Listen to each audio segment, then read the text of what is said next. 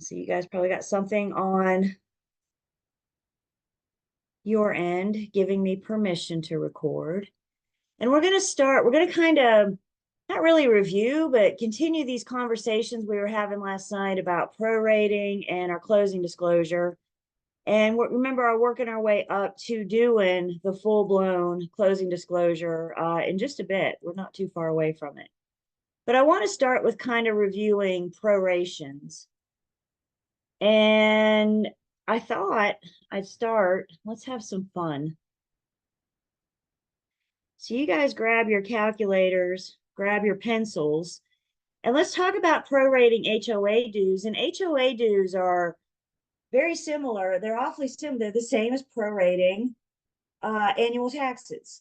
So we just need to know what it is we're prorating. Are we prorating annual HOA dues, monthly HOA dues? The problem will have to tell you if they have been paid or not prior to settlement.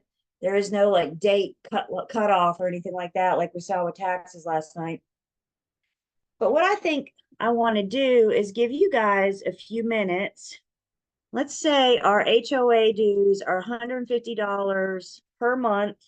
They have not been paid.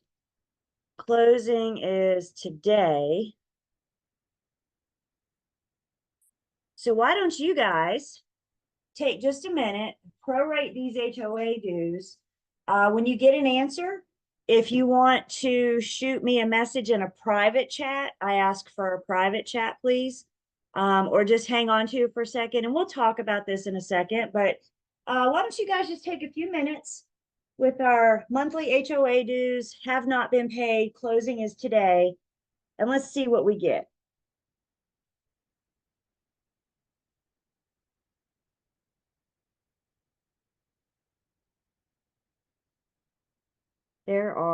This is important. How many days are in July? 31? Does that sound right? 31? Okay, 31 days in July.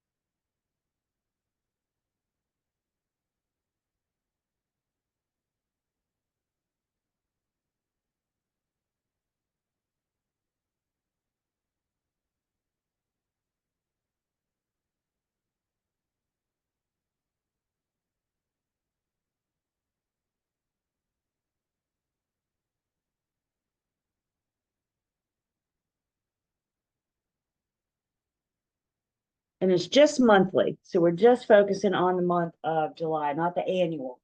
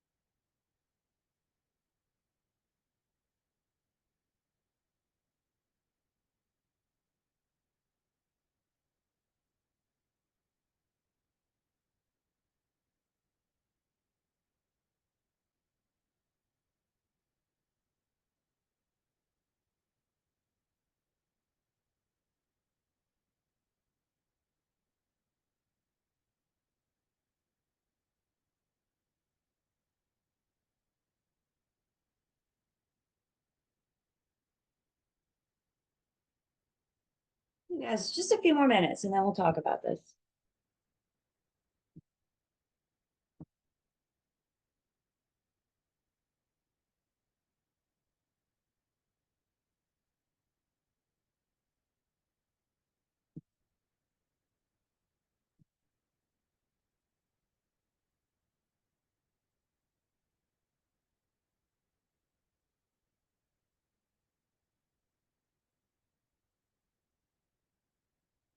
Hey, Dakota. We're doing a quick makeshift, makeup, prorating monthly HOA dues. We're getting to go over it together that have not been paid when closing is today. We're going to go over it together in just a few minutes.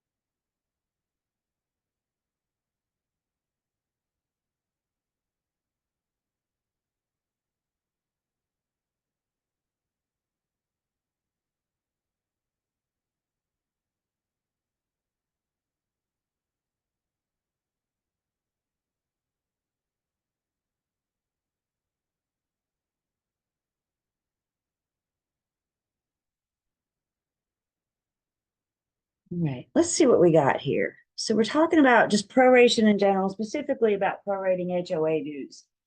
And a true proration, remember, a true proration is always going to be a debit to one party and a credit to the other, and it's going to be for the same amount because somebody owes somebody some money. Think about like me giving you money. Let's pretend I owe you money. If I hand you a check, when that check leaves my hand, it's a debit from me. When it enters your hand, it's a credit to you. But the amount on the check didn't change, right? Because I owe you money. So here you go. Let me give this to you. Obviously, we're not going to do that at closing. Instead, buyer and seller are going to hash it out for credits and debits on the settlement statement. So a true proration will always be a debit to one party and a credit to the other for the same amount. The other scenario with taxes last night that we talked about was the double debit, in which case both parties pay their fair share. The seller from January 1st to the day of closing, the buyer from the day after closing to the end of the year. So if we look at our makeup problem here, again, I like the visual. I like to see what it is that I'm prorating. And this time what I'm prorating is monthly HOA dues. So for the month of July that we're going to closing, we got to prorate this month's HOA dues. This is our shared expense. The seller would have been responsible for June's. The buyer will be responsible for August. Does that make sense? So what we have to share right now is just this month's. What separates the timeline here is today, the day of closing. So if we're going to closing today, and we can say the seller owned the property the front part of the month, seller owned the property the front part of the month, the buyer will own the property the latter part of the month. So now that we've got this drawn out, let's stop and ask ourselves who owes who. So if the buyer, they have not been paid, that means at some point the buyer will pay for the whole month. So answer the question, who owes who? What do we think about that piece of it?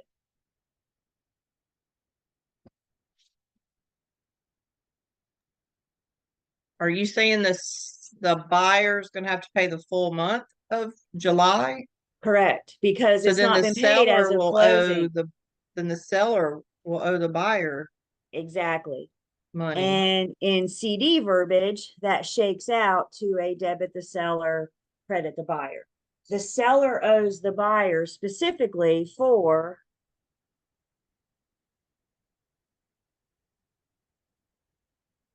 the Would first they 10 not make days, him pay this prior to closing though? possibly, The but each HOA and attorney is different. So, yeah. but sometimes sellers say, I'm not paying, I'm moving out on the 10th. So I'll just let the buyer deal with that. And then they let the attorney and the buyer hash it out, right? Oh, So okay. seller wants to save some money, right? So for our purposes, they have not been paid at the time of closing, which means the buyer will be responsible for them. Debit the seller, credit the buyer. The seller owes the buyer for the first 10 days of July. Questions on that piece of it?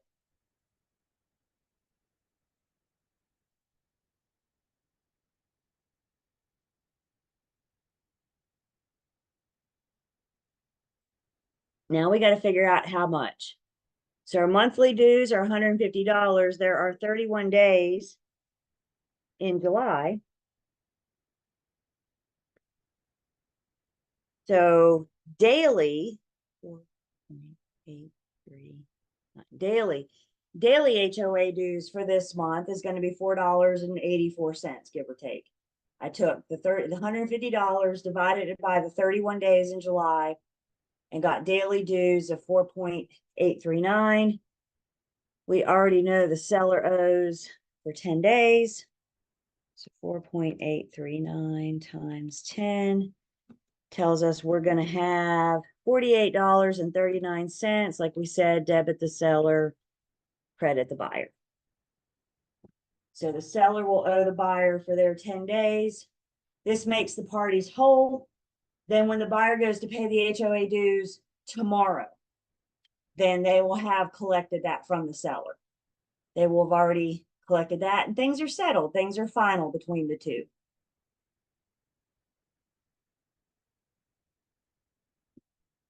Questions?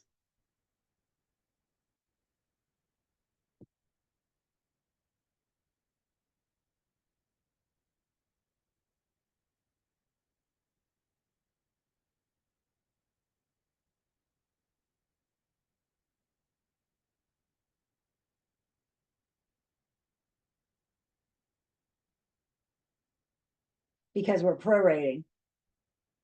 And when we're prorating, it's a shared expense.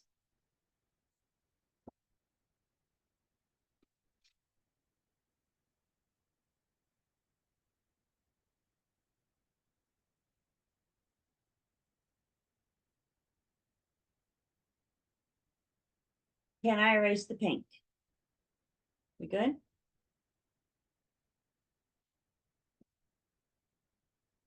Another proration scenario that we mentioned last night, but I want to take a minute and talk about it, is prorating rent. Again, rent is typically monthly, and unless we're told otherwise, rent is due and payable the first of the month. So unless the problem tells you differently, rent is due and payable the first of the month. So let's talk about what's going on with a rent proration. Again, if we're going to closing today, no, that's not today.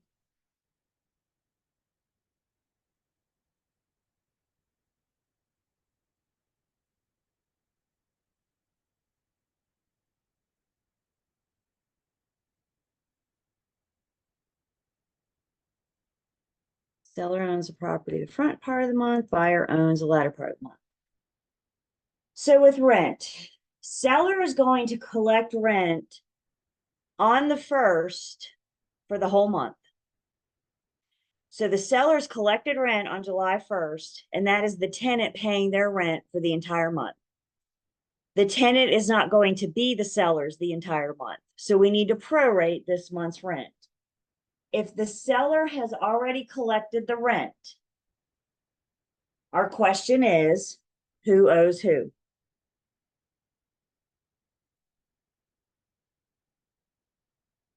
Seller owes the buyer. It's exactly right.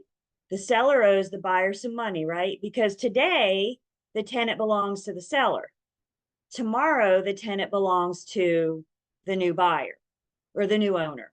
So the new owner's like, I want rent for my tenant, right? So the seller owes the buyer. Remember, when we prorate, the seller's responsible for the day of closing, which means the seller gets to keep today's rent.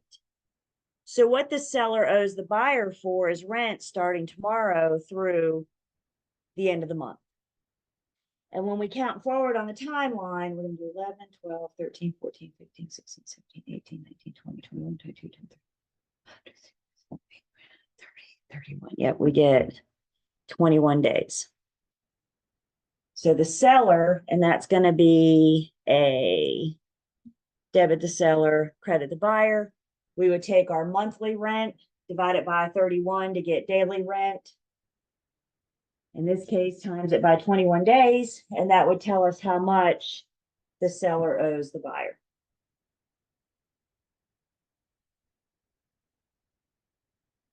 Seller's responsible for the day of closing when we prorate,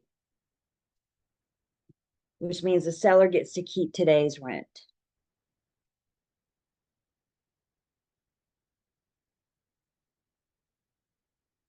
Questions on that one?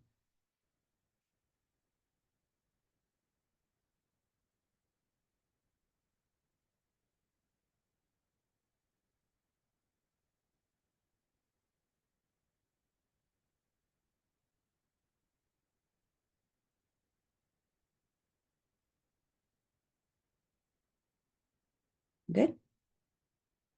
Can I erase the pink?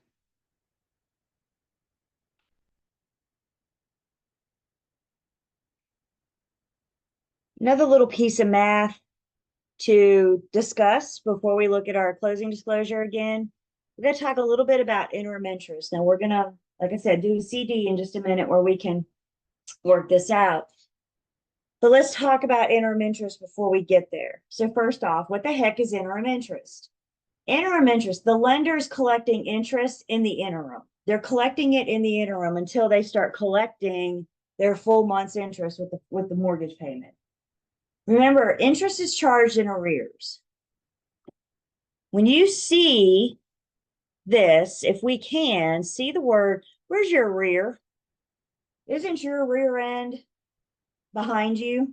So when you make that payment in July, you're paying June's interest. When you make the payment in August 1st, you're paying July's interest. So interest is paid in arrears. Don't have everybody so far. You're paying for the month behind you. When a buyer originates a new loan, they do not have the mortgage payment the next month. Their mortgage payment is the next month. So again, if we go to closing today, do a timeline up here. Okay. If we go to closing today, the buyer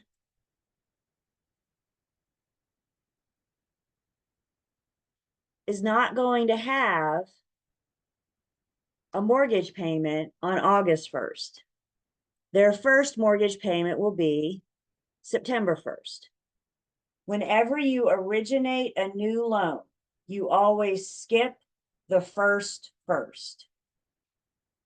You'll remember our amortization and our principal and interest, our debt service, our monthly payment. It's the same every single month. The only thing that changes is what's applied to principal and how much is applied to interest.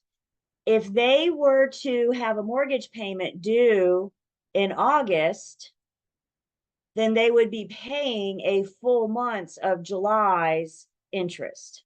Is that fair for you to pay a full month of July's interest? No, because you didn't even originate the loan until the 10th.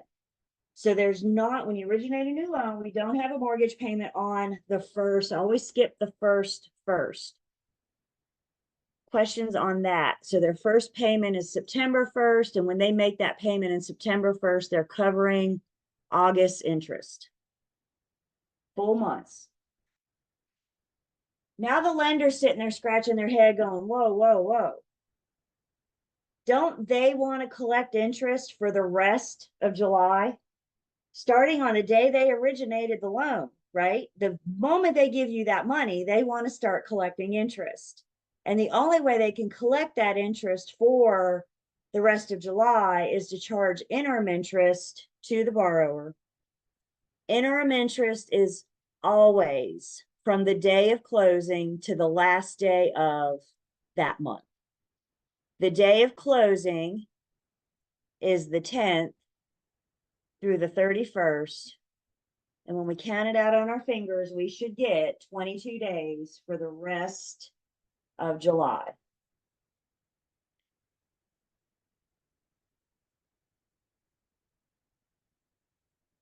So the buyer owes the lender for 22 days of interest to get them caught up in the interim, to get them caught up in the meantime. No payment on August 1st. First payment is September 1st. Questions so far? How I got 22 days?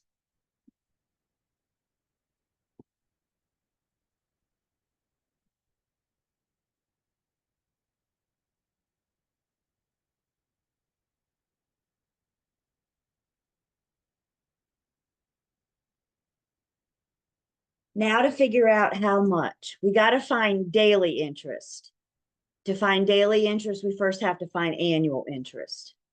We find annual interest, the balance times the interest rate gives us annual interest.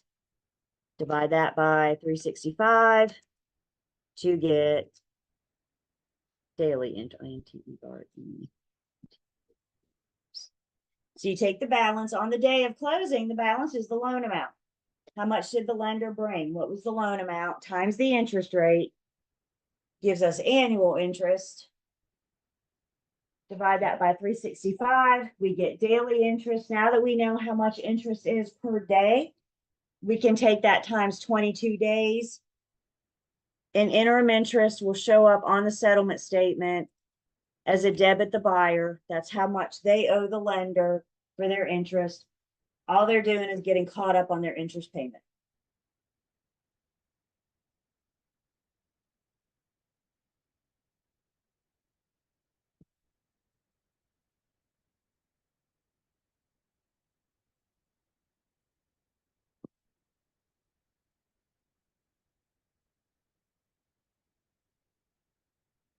Questions on that?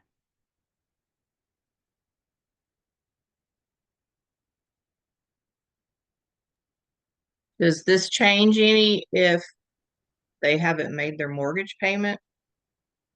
Well, this is the buyer, so they just started the. If they miss a mortgage payment on September 1st, then No, they're no, going no. to be. If the seller hasn't made their mortgage payment. We're originating a new loan. Okay. Buyers starting brand new loan all on their own. Okay. If they're assuming the seller's loan, the seller makes the payment on July 1st, and then the buyer makes the payment on August 1st. They just pick up right where the seller left off. Okay. So that's a good point, Cheryl. Thank you. Interim interest will only be charged when the buyer's originating a new loan.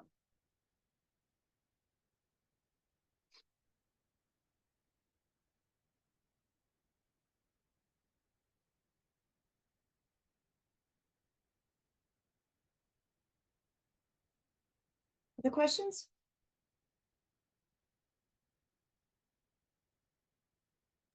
Just to be sure, you got 22 by including the day of closing, right? Correct. Okay. And I'm including the day of closing because I'm not sharing this. This isn't a shared expense between the buyer and the seller. The seller has absolutely nothing to do with the buyer's loans, the charges with the loans, the interest, that's all on the buyer. So the buyer gets to pay interest today.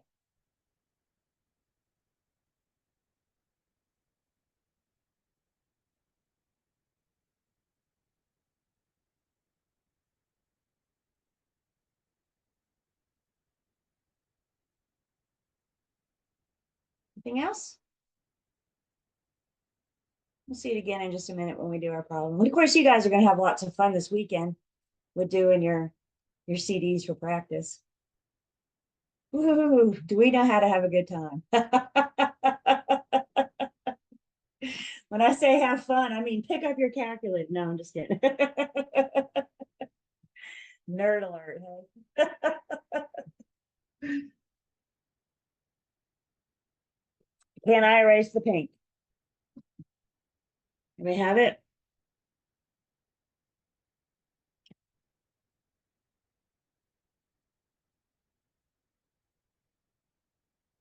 All right, let's see.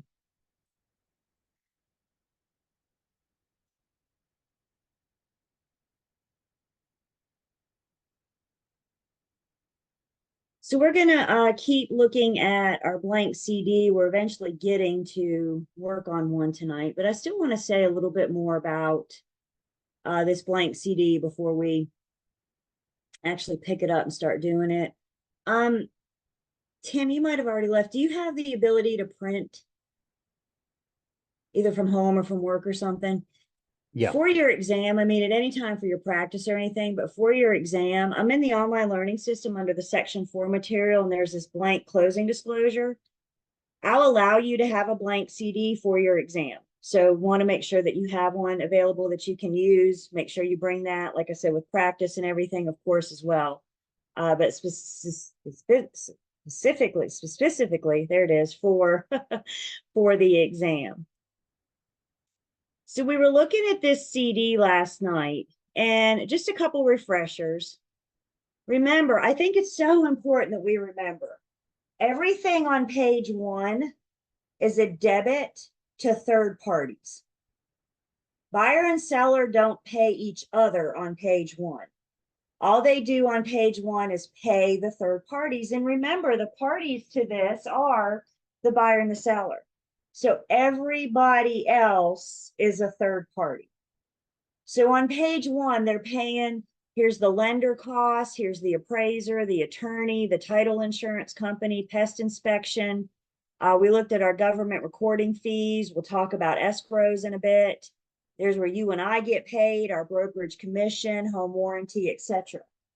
Page 1 is all debits to third parties. You will not have a credit on page 1. As I mentioned last night, you guys, as you are just introducing yourselves and getting used to these closing disclosures, to help prepare you for the exam, I recommend that you spend time with the blank CD, just looking at what is where, looking at where you pay the attorney, looking at where you pay the agent. So on test day, you're not spending so much time searching. If you can better familiarize yourself with the CD, then you could save yourself some test time. If you do a couple practice of these that we'll talk about, then that'll give you practice as well. But if nothing else, I do recommend just looking at it and familiarizing yourself with what is where. Questions on page 1. Debits to third parties.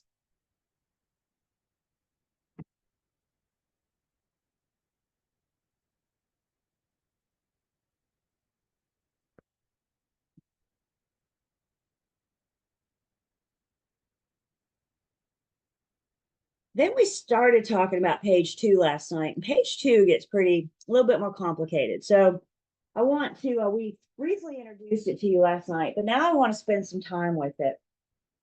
And when I'm looking at page 2, I do a lot of origami with my page 2 because there's several different ways that we can break this up and see different things. So when I look at page 2, I like to take my piece of paper and actually fold it longwise. And I just want to look at the buyers first, the buyers on the left. So if we fold it longwise, we're going to focus just on the buyer. K is in Kelly is all of the buyer's debits. So due from the borrower at closing. L is in Larry is all of the buyer's credits paid already by or on behalf of the borrower at closing. When I'm doing my CD, one of the first things I like to do is take my blank piece of paper and write a big D over K and a big C over L. Debits over K, credits over L. So I can see quite clearly that K is all debits, all the buyer's debits. C is all of the, I'm sorry, L is in Larry, is all of the buyer's credits. Debits minus credits tells us how much your buyer has to bring to closing. You guys see that at the very bottom? Total due from the borrower, everything in K. Total paid already on their behalf, everything in L. K minus L tells us how much our buyer has to bring to closing.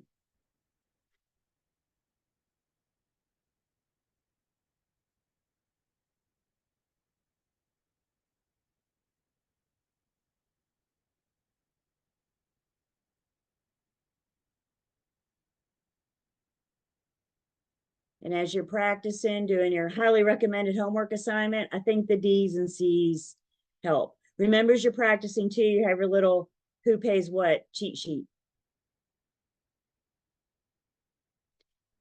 So buyers on the left, that means the seller's on the right. M is in Mary, is all the seller's credits due to the seller at closing.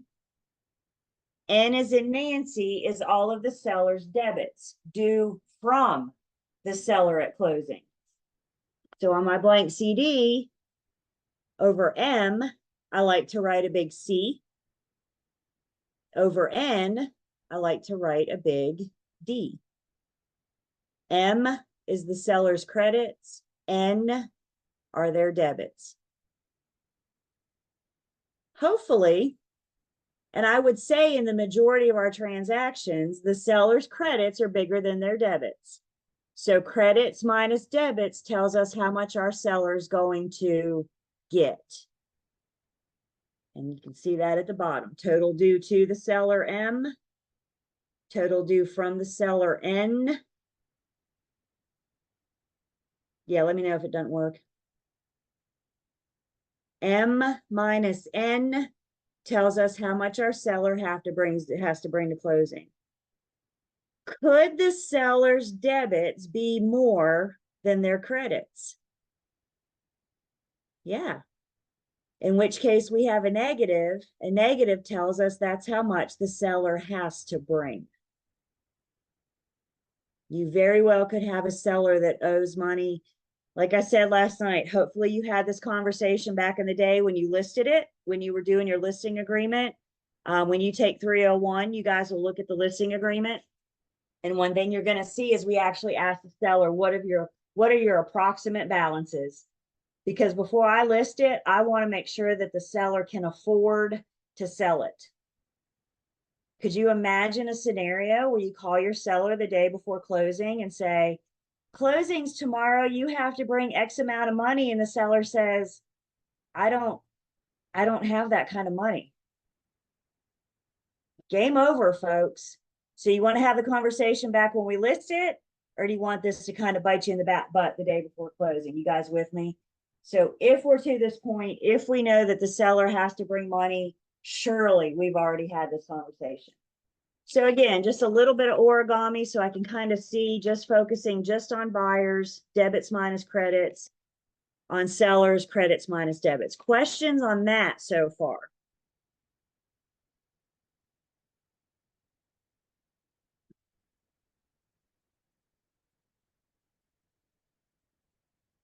Yeah.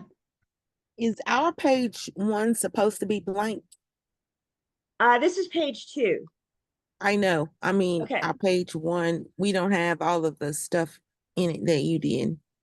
You don't have any of this? You don't see this? I don't see number B. I don't have appraisal fee, credit report fee. Weird. Did you get it from here? Yes, ma'am. Huh. Maybe just try to refresh. Like, I don't know if you can see. That's really strange. Yeah, because there it is. So maybe try to refresh, or maybe log out of the online learning system on break and see if we can't get back in. If not, let me know and I'll get you guys a copy. But yeah, that's really strange. Okay. Sometimes a good old fashioned refresh. No, I just printed it like 10 minutes ago. Strange.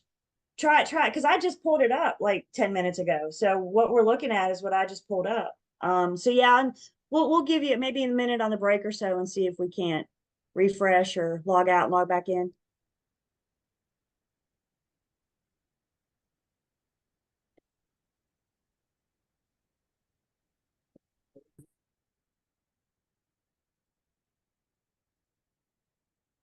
So origami, page 2. We've already folded longwise. Now let's try folding it shortwise. This way.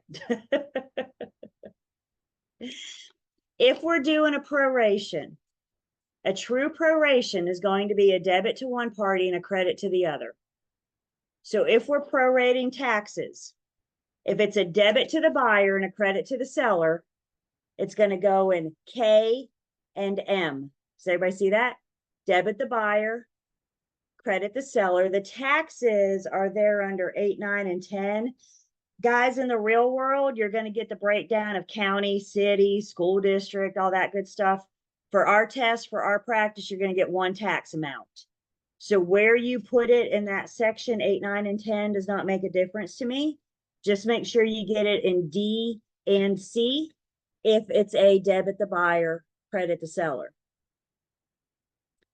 If taxes shake out to a credit the buyer, debit the seller, now we're going to put that in L as in Larry and N as in Nancy. We're going to look at the bottom half of the page. So if we're doing a true proration, we're looking at a debit to one party and a credit to the other. And folding our paper helps us make sure we get it in the right place. HOA dues are going to be a write-in.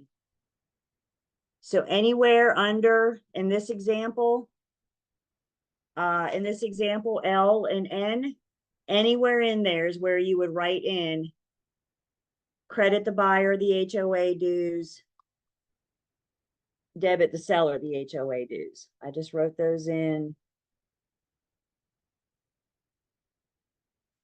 here and here. You guys see that?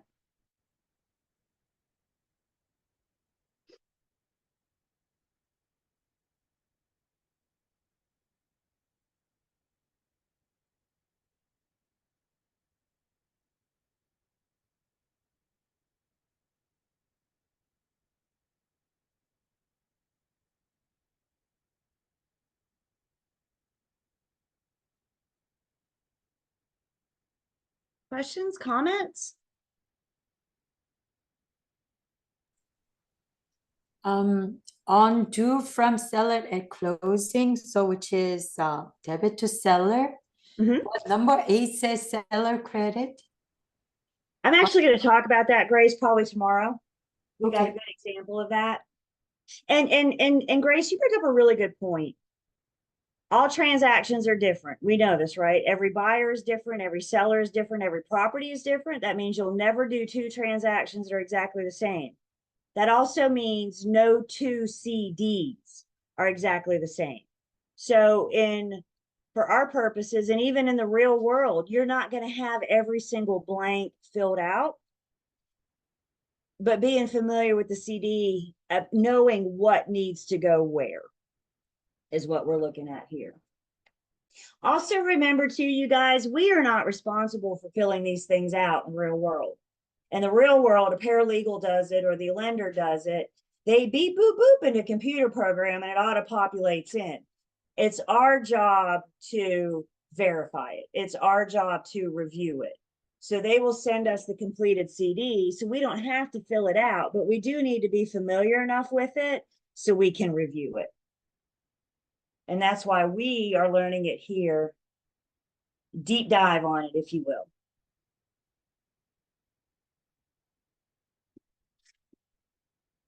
What other questions do I have so far?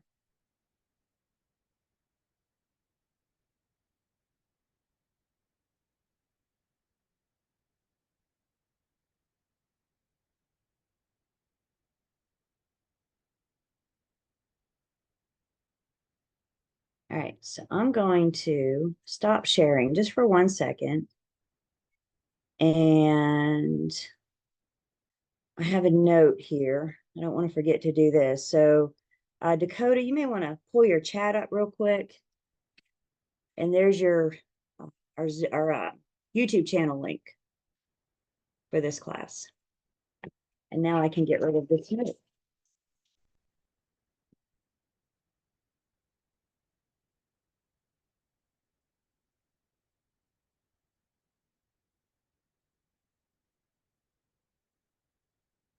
Let me do this.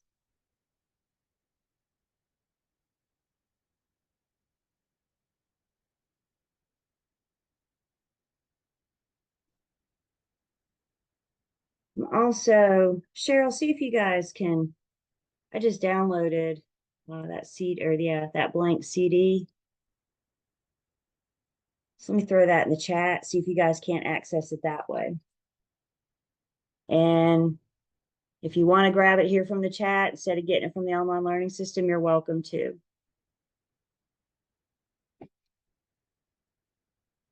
Yes.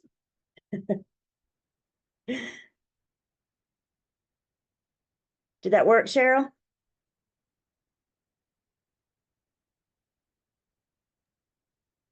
I'm trying to figure it out.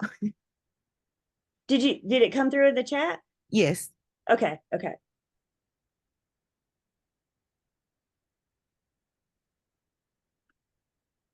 Is that good, Shauna?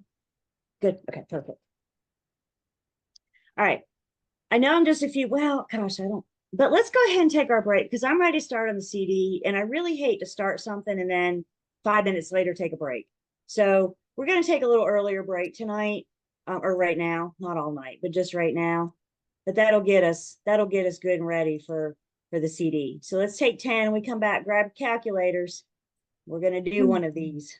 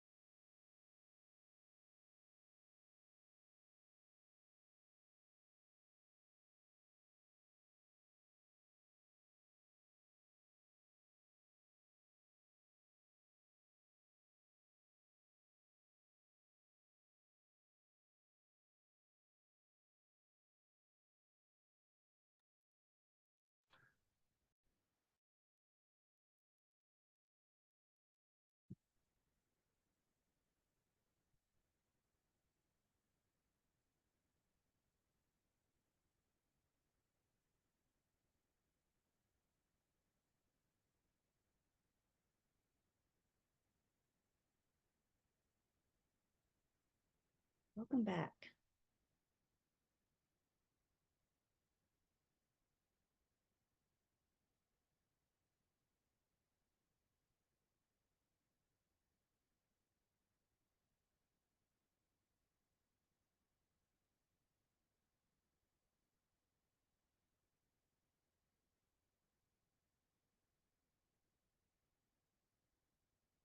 So let me take attendance. Let's talk about what we're going to do. So I'm in the online learning system, and we're under the section 4 material.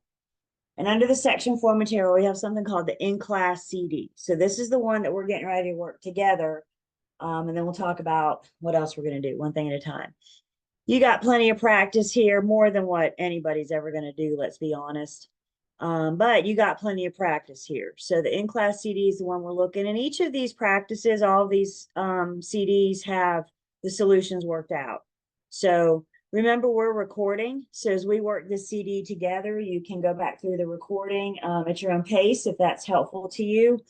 Or you have the, like I said, the solutions here in the section 4 material as well, if you want to kind of reference and check yourself. So if we look at this CD together,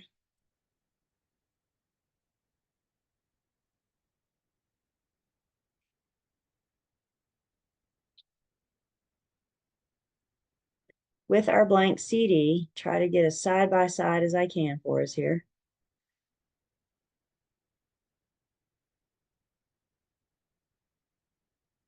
Just have to finagle it as I go. When we're doing these CDs for practice or for the exam, first off, make sure you go in order of the CD of the problem. Don't try to go and order the CD. Don't go through the CD and then look for the points and look for the loan origination fee. I want you to start at the problem at the top and work your way down. Don't try to skip around, because if you skip around, you're going to skip something. So when you get this problem, start at the top, work your way down to the bottom. For your exams, we said these are 4 questions. I'll refresh you in just a minute on what those 4 questions are. In class marker, all of the information is on each question. So you'll have the entire CD problem on the 4 questions. My recommendation is to work the whole thing and then answer the 4 questions on the CD, instead of trying to go from question to question. So just do it and then come back and answer the questions. And again, I'll show you, remind you in just a second what it is you're going to be tested on. So we're going to start.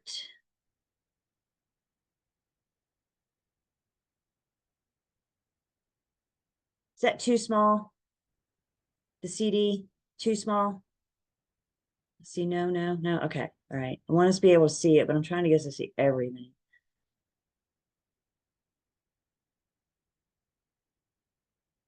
Okay.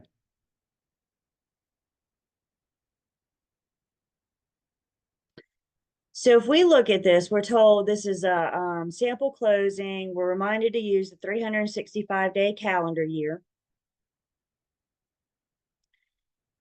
Settlement date is November 23rd. Me personally, I like to write the closing date on the top of both sides, of both pieces, page 1 and page 2, because I know this is a date that I'm going to have to refer to often. So I want to have it like somewhere quickly. So I just take it and write it on my CD real big at the top, both pages, page 1 and page 2. So I have it for a quick reference.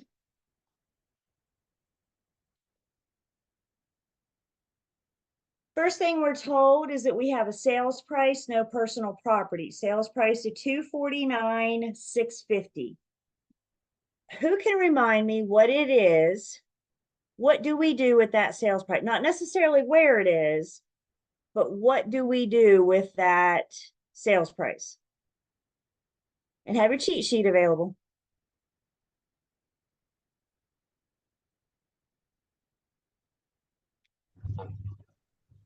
It's a debit to the buyer. It is a debit to the buyer. Credit the seller. And a credit to the seller. That the sales seller. price is one of those double entry things. We got two things going on, right? We're going to Mhm. debit the buyer and credit the seller. And if we say that in non-CD verbiage, what I'm saying is the buyer owes the seller the sales price. So the sales price is going to go 249,650. I'm under K and M. Yeah. So K1 tells us the sales price, debit the buyer, 249, 650. M is in Mary 1, 249, 650. Debit the buyer, credit the seller, K and M is in Mary.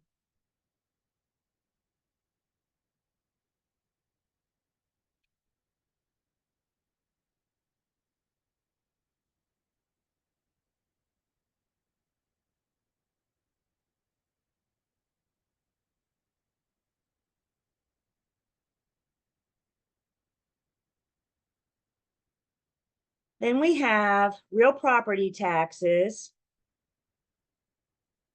2471 paid by the seller before closing. We're told to prorate at closing. Once you guys take a few minutes and figure out this proration, if you want to tell me in a chat, just make sure you're telling me in a private chat. But take a few minutes, and again, don't worry so much about the where just yet. But let's figure out what our proration is going to be, who gets the debit, who gets the credit, and for how much.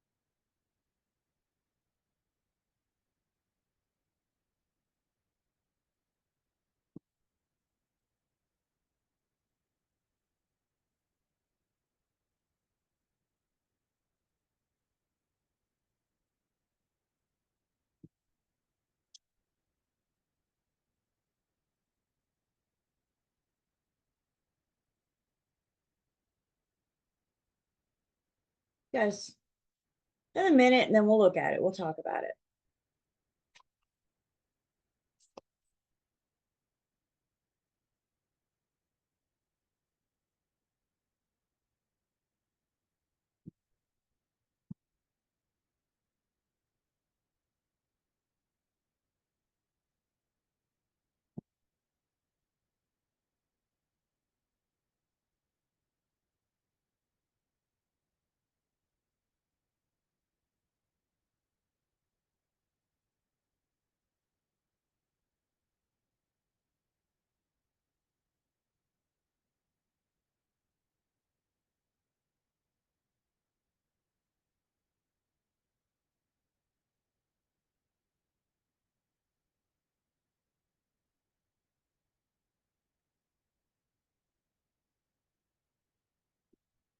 Okay, so I got annual taxes, 2471, paid by the seller before closing. So if I pull up my whiteboard.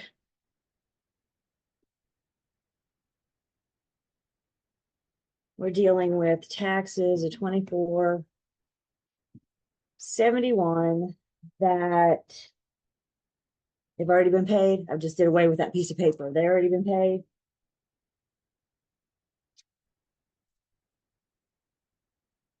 Yeah, I think so.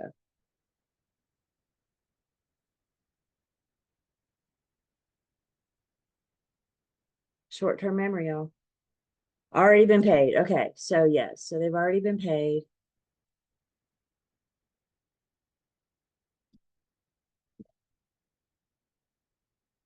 So we're gonna draw out our timeline and see what it is we're looking at here. I'm looking at annual taxes, so our timeline is gonna go for the year. Closing is November 23rd. So closing has already happened. Or will happen on the 23rd. Seller owns the front part of the year. The buyer owns the latter part of the year. Taxes for the whole year have been paid. So the question is, first question is, who owes whom? Taxes have already been paid. Buyer owes the seller. That's it. Buyer owes the seller. And in CD verbiage, that shakes out to a debit the buyer, credit the seller. Credit the Questions seller. so far? That's always the hardest part for me. I do the math, no problem. Figuring out who owes whom. Questions so far?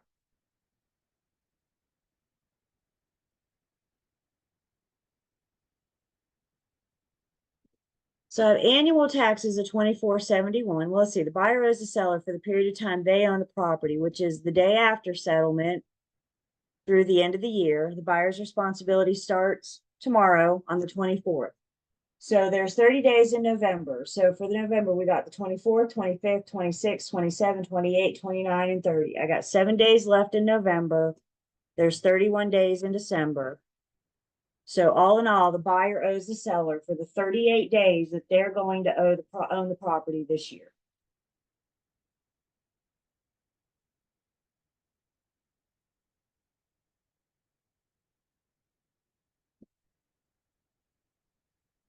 If we take our annual taxes and divide it by 365, I get daily taxes of 6.76. What do we get? 99 something, et cetera, et cetera. When it comes to rounding, you guys, go out at least 2 cents. They say if you go out 3 decimals until you get to the end and then round to 2 cents, but make sure you at least go out 2 cents. Don't like go crazy and eliminate change altogether. So at least go out 2 cents. Again, if you want to, do the whole number until you get to the end, you're going to be more accurate. But the answer choices, I mean, this is all multiple choice, and the answer choices aren't pennies apart. So if you round differently than I do, then we're not going to miss by rounding. You'll be able to look at the answers and say, oh, that's close enough. I'm only off by a couple cents. I can almost promise you that there will be an answer choice off by $6.77. banking on you not counting your days right. But you can't miss it by rounding. So again, go out to at least change to get close there. So we got 6.7699, etc. We decided that was 38 days. So our daily taxes times 38 days gives us $257.25, give or take. Debit the buyer, credit the seller.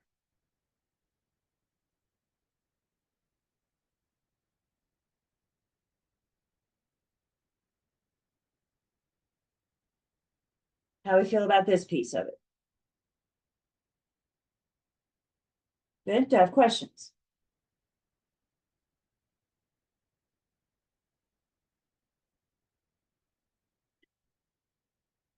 So now that we know how much the buyer owes the seller, how much the buyer owes the seller for taxes, can I erase the pink?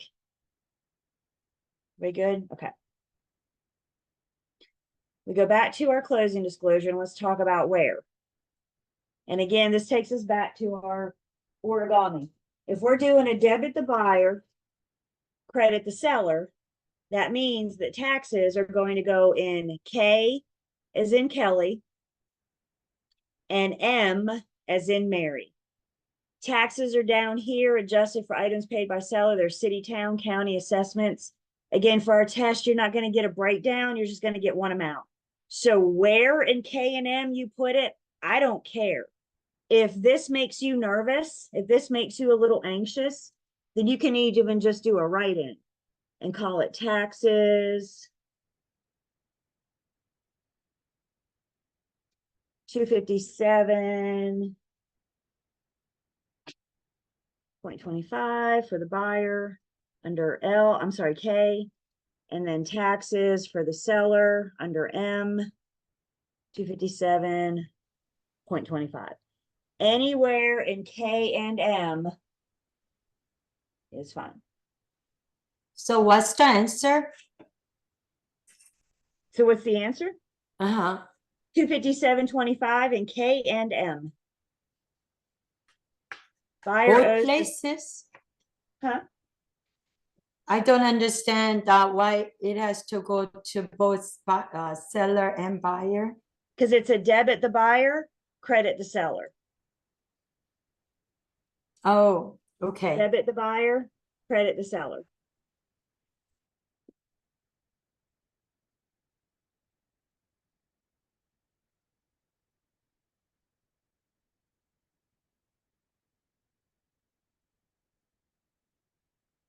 What else?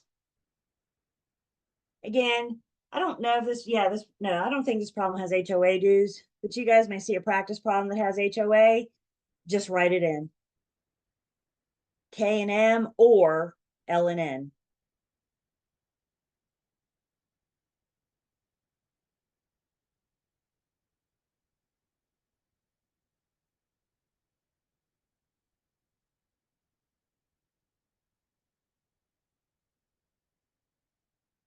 Up next, we got a due diligence fee of $500. Who can tell me what I'm going to do with that? Again, not where yet, but what are we going to do with the due diligence fee?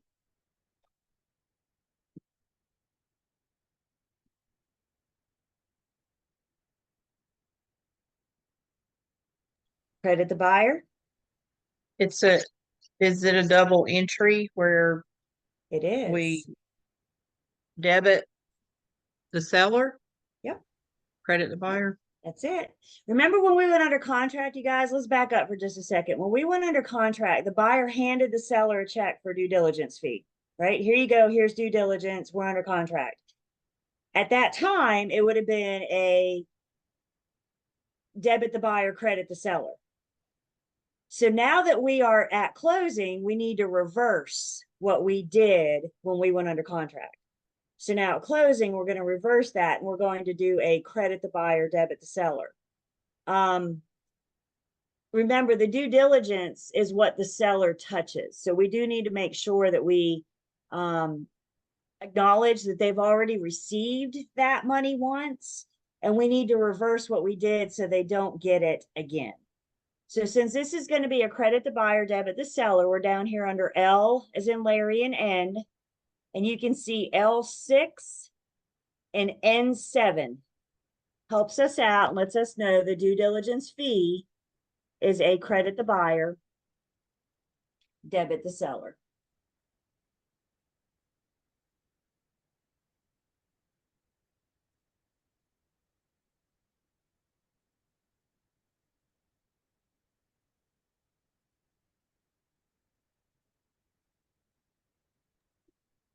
Julie, Yes.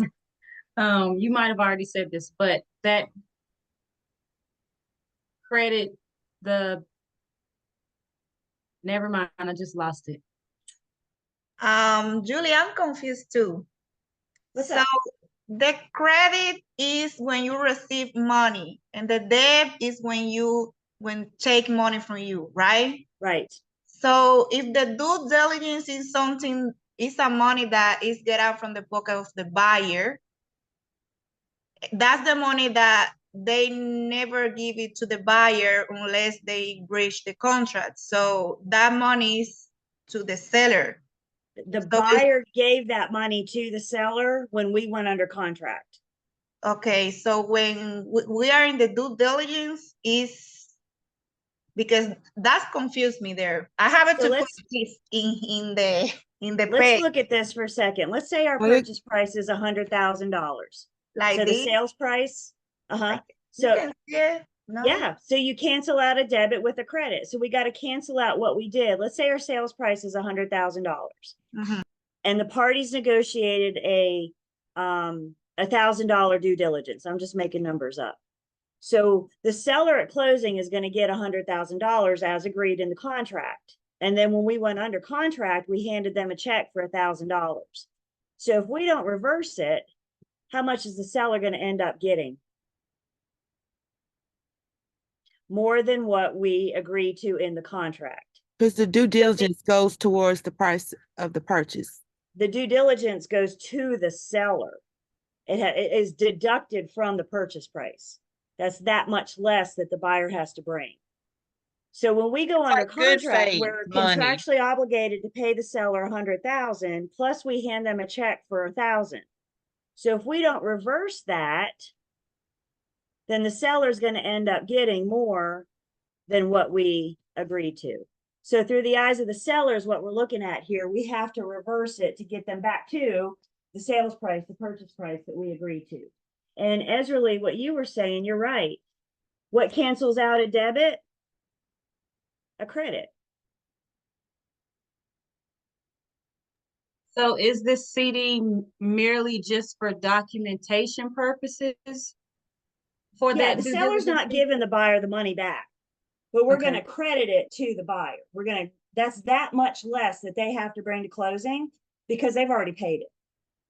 That's that much less the seller's going to get because they've already received it.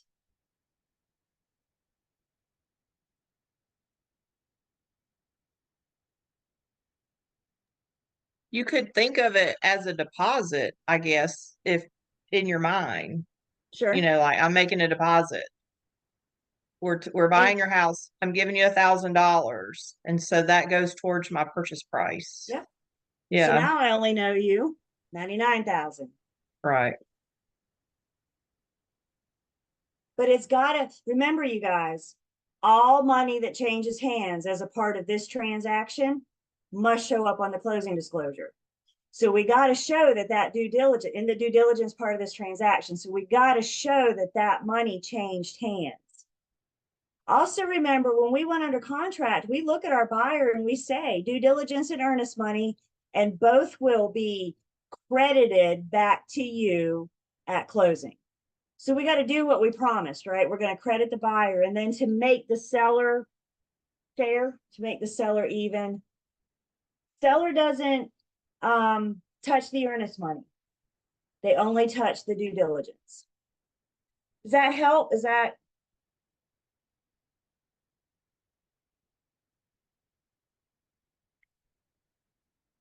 So back to our CD.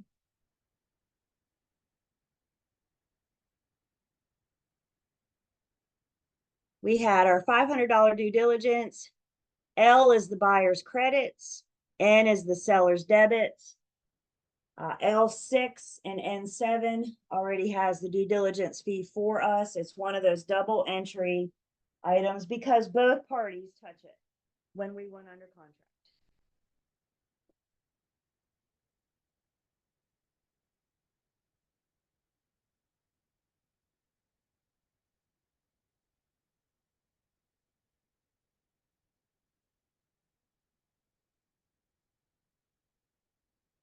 Then we have that $3,500 earnest money deposit. But remember, the seller never touches the earnest money deposit. That earnest money's been hanging out in an escrow account since we went under contract. So the only thing that we have to do with the earnest money is credit our buyer. So again, under L as in Larry, L1 says deposit. That could be for the earnest money deposit. Again, if that makes you a little anxious, you can always write out EMD or earnest money deposit so you know what that is. It's another one of those things. I don't care where in L you put it. Just make sure that $3,500 for the earnest money deposit gets in L as in Larry.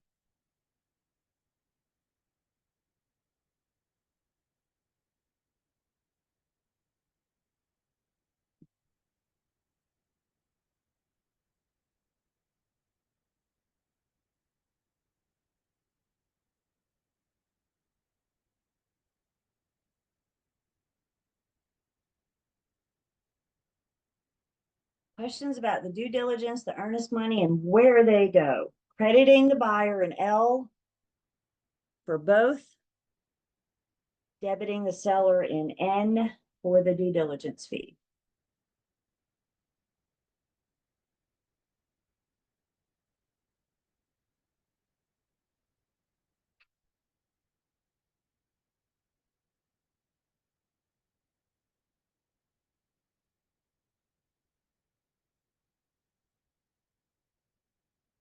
Then I got the seller's loan payoff. That's money that the seller owes. They got to pay that to their lender so they can pay off that mortgage, so we can clear that lien, so the seller can convey clear marketable title. So the attorney will collect the seller's payoff to pay off that loan, pay off that mortgage. N as in Nancy. N4 is pay off a first mortgage loan, and 5 is second. If you had a third mortgage, a fourth mortgage, we can write those in. But debit the seller their payoff of $138,425.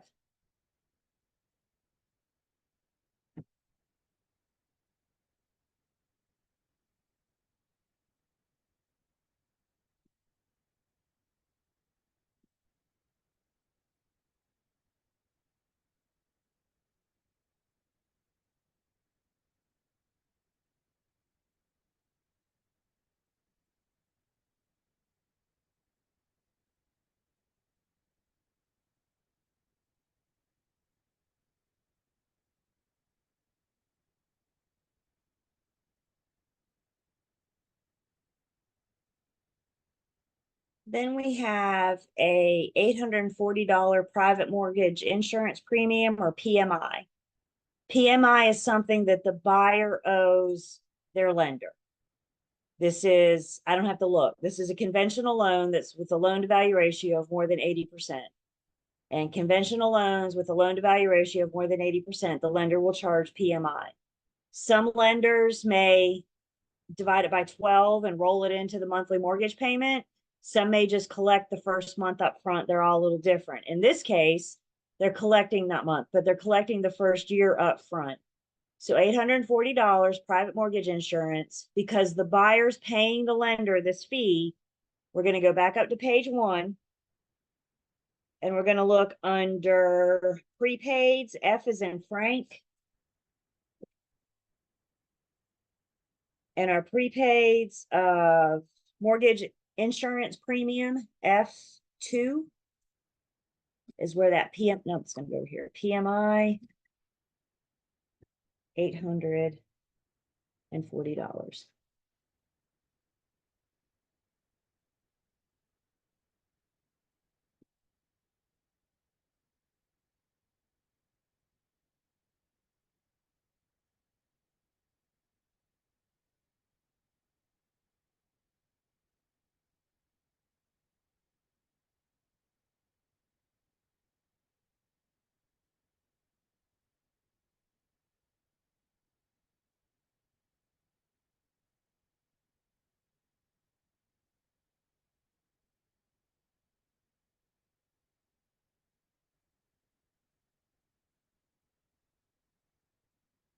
Then we have homeowners insurance premium, $684.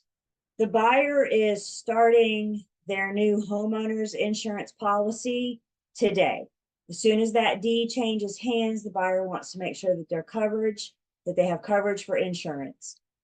Insurance, homeowners insurance, auto insurance, medical insurance, all that's paid in advance. So when you make your car insurance today, you're covered for the next 6 months, right? When you make your medical insurance payment today, you're covered for the next month.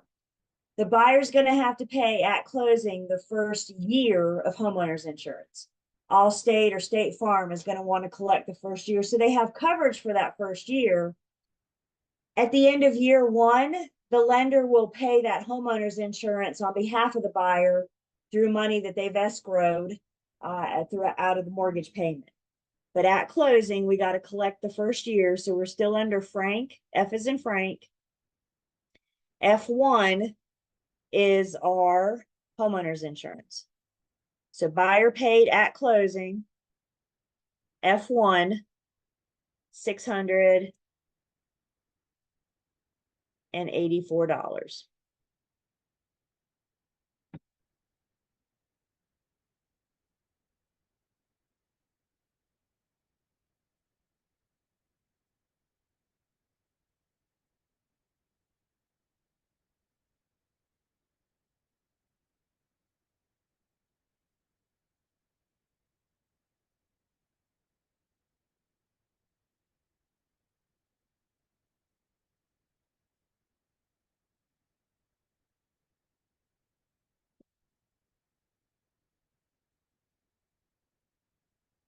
Then we have an $85 deed preparation fee. Again, let's talk about where in just a second. But first, what am I going to do with that deed preparation fee? Who gets to pay that?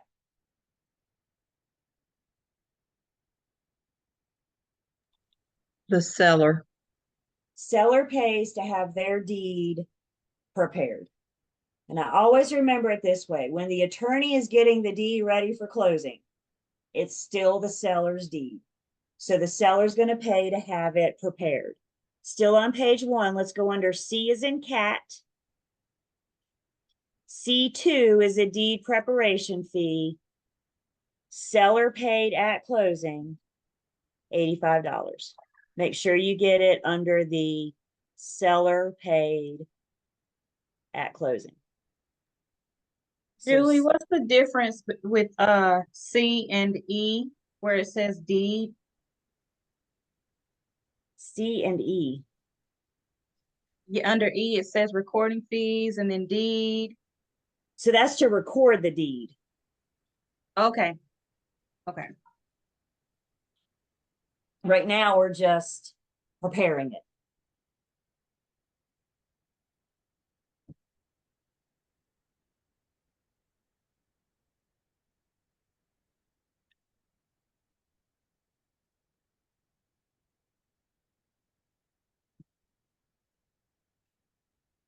So $85 deed preparation fee. Seller paid at closing.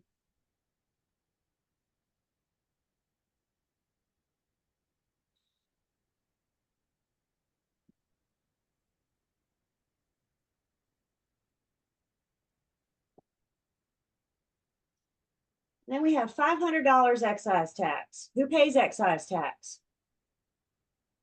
Seller. Seller. I remember it this way, you guys. They tax you when you buy it. They tax you And they while you tax own it. rings, and They got one more opportunity to tax you, and that's when you sell it. sell And it. that's what they call excise tax. They will get their money. Do not worry about. So this problem tells you that it's $500. But we do need to do a quick refresher on how they got to that amount because the problem may not tell you that how much it is. So we're going to start with that purchase price, $249,650. If we have our purchase price, $249,650. Excise tax is calculated 5/100ths of the purchase price. So the first thing we're going to want to do is take our purchase price and divide it by 500. excise tax is 5/100ths of the purchase price. So 249,650 divided by 500 gives me 499.30. Here's the trick with excise tax. You're never going to have change. So if you divide the purchase price by 500 and you don't have a whole number, as we do here, 499.33, we take the number with change and we're going to round up, and we always round up to the nearest whole dollar. If this was 499.01, we would still round up to $500. Always round up to the next whole dollar.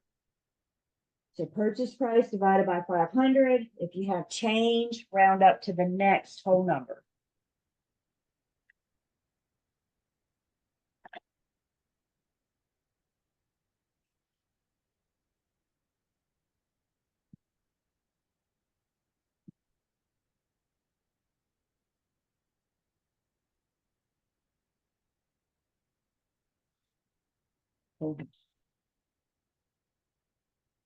Questions on this?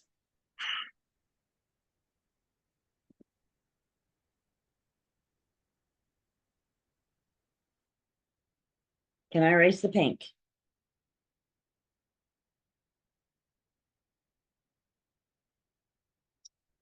So we go back to our CD. We just said the seller pays it. We look under E, E is in Elizabeth. E2 is our excise tax, and that will be a seller paid at closing. E2, seller paid at closing.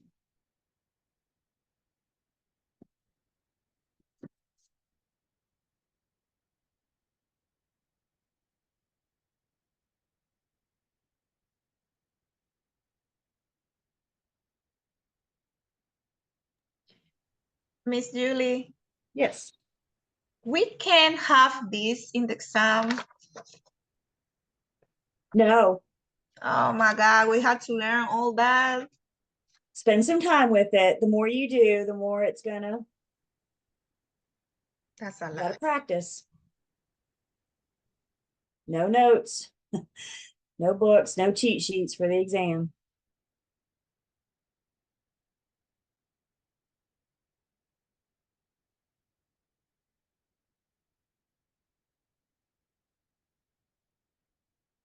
Then I got a survey of $400. Who's going to pay the survey?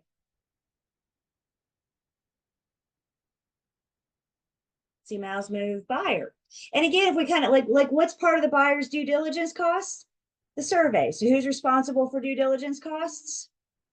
The buyer. So we got our survey for $400. I'm here under C as in cat. C5 is our survey. $400. Buyer paid at closing.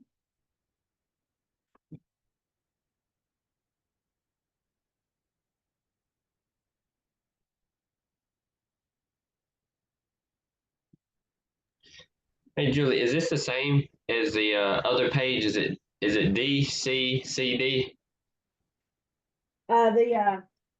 This, Yeah, is that the same on this page as well? no, everything on page 1 is a debit to third parties. There are no credits. Okay. So it's all debits.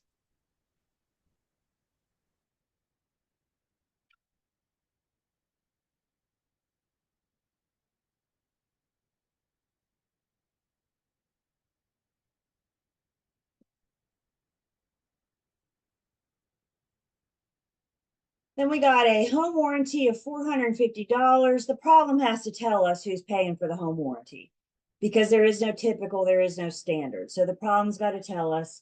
This tells us the home warranty to be paid by the seller, $450.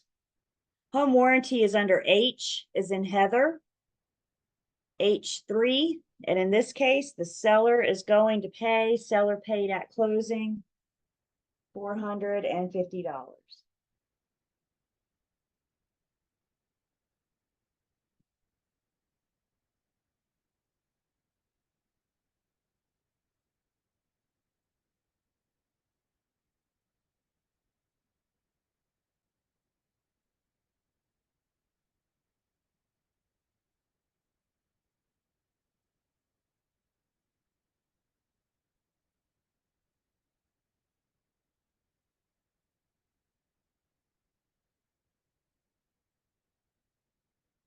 There's usually some kind of courier fee or wire transfer fee. Again, the problem's got to tell us and who's paying it.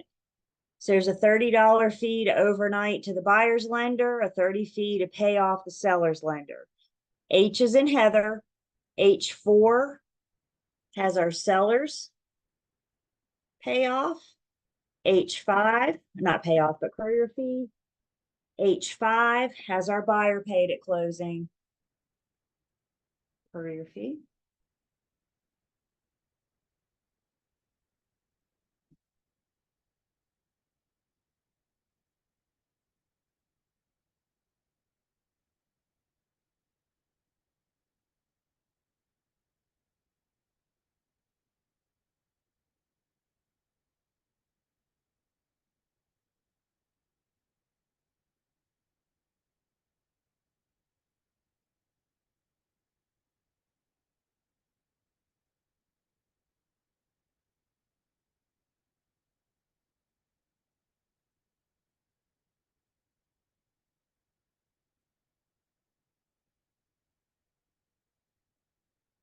I have $650 attorney's fee. Who pays the attorney's fee?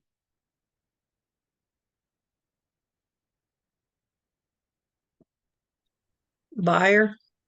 Buyer hires the attorney. So the buyer gets to pay the attorney's fee. Still on page 1, we're back up under C as in cat. C1, buyer paid at closing, $650.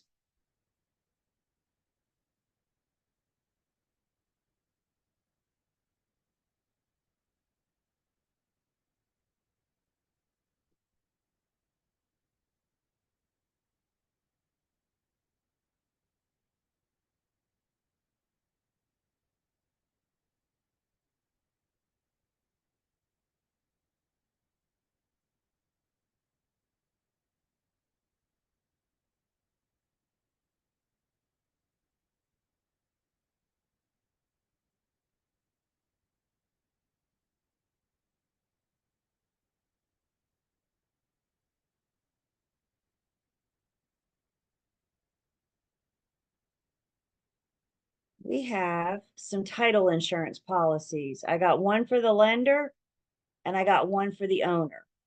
Buyer's going to pay both title insurance policies. Remember, you guys, please hear me. When it says owner policy, we're referring to the buyer. We're referring to the new owner. Their policy kicks in when that deed records and they become the owner. Everybody hear me? Head bobs? Okay. There's also the lender's policy. If there's a lender around to protect their interest, they let the buyer pay for that as well. Most, right? It's not cheap to buy a house. So title insurance is up here under C as in cat, C3. Now, you can do a write-in if you want to put one in here and write the other one different, or if you just want to add them up. 505.4 plus 64.60 gives us a total here of buyer paid at closing, $570. Again, if that makes you anxious and you need to see 2 separate items, then write one in, put one policy in C3 and put the other one in C6. If you're good with adding them up, you can do 570 in C3.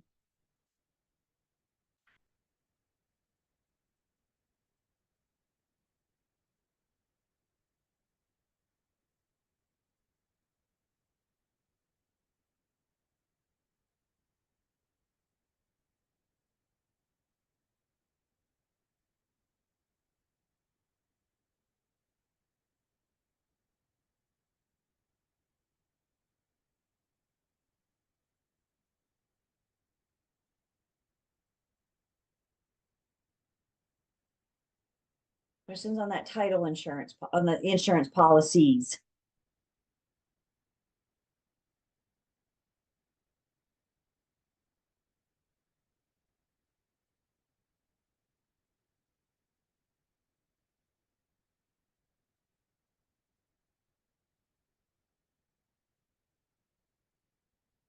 Then we have some recording fees. I have a $26 warranty deed.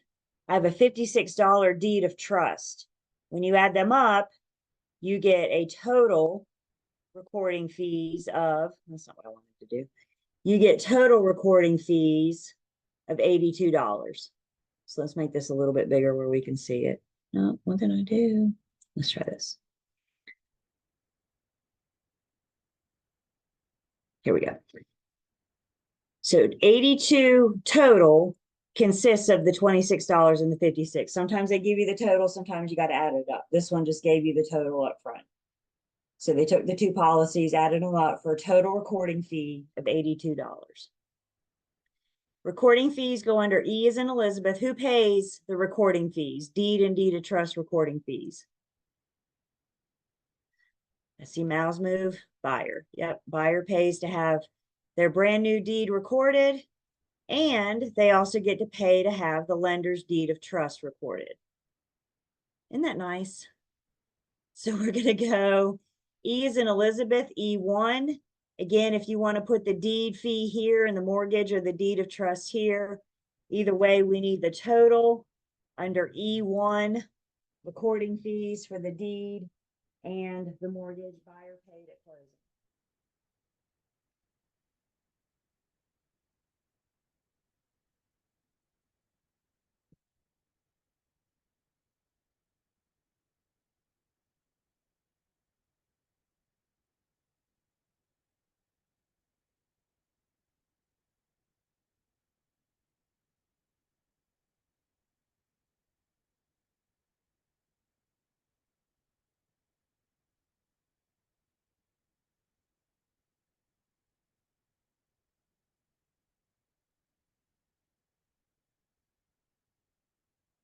I got a brokerage commission of 6% of the sales price to be divided equally between the firms. I'll talk about this in a second.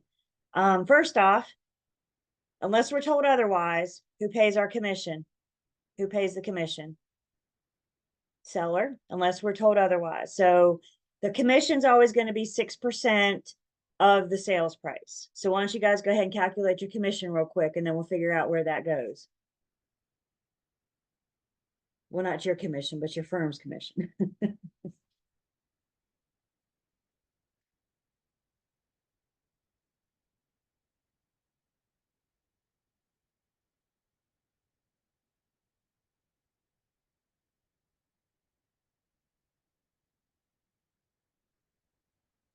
So we took the sales price, 249,650, times it by 6%, and we got a total commission of 14,979. Good. All right, let's talk about what's going to happen post-licensing world versus the real world. For our purposes, post-licensing world, commission is under H as in Heather. H is in Heather. This CD just has a place for one firm, I guess, to be paid, pretty much is what we're saying. If you want to debit the seller, 14,000, what did we just say? 979. Again, if this makes you anxious and you want to divide this by 2, you want to pay firm ABC and pay firm XYZ, then take this, divide it by 2, and just write it in. Just make sure you get it under the seller paid at closing. In the real world, on the CDs, you will see the commission split up between the firms. The attorney will show how much each firm is going to get. For our purposes, if you want to keep it together, great. If you want to divide that by 2, put 7,489.50 on a line and 7,489.50 on a line. Just make sure it goes under seller paid at closing. H.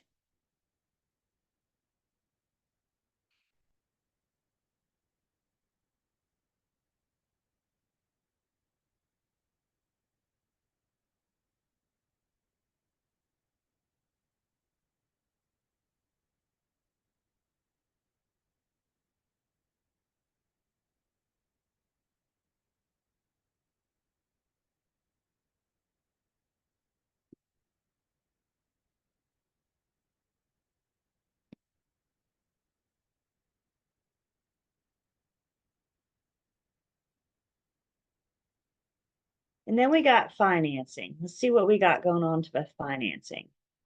I got 212,000 conventional loan. We have an interest rate of 6.5%. Right out the bat, we're told to calculate interim interest. Before we do that, though, let's just talk about what's going to happen with the loan amount. What, not where, how does the loan amount shake out? Is it a debit? Is it a credit? To which party?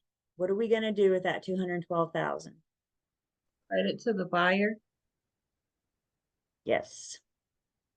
The loan amount on the day of settlement is always a credit to the buyer. We're going to go back to page 2. We're going to look under L. Remember, you guys, L says paid already by or on behalf of the borrower at closing. The lender is bringing the loan amount on behalf of the buyer. The buyer can't close without that money. So under L2, we got a loan amount of 212,000.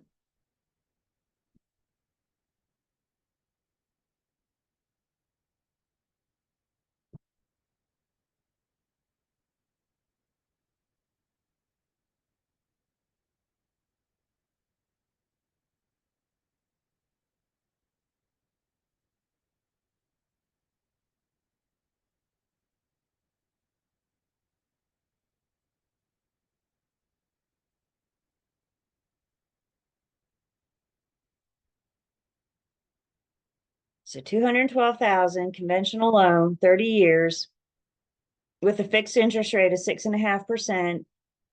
We're told to calculate interim interest, calculate interim mortgage interest.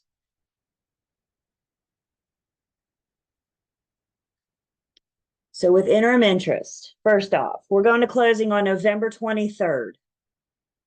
When is the buyer's first mortgage payment going to be due?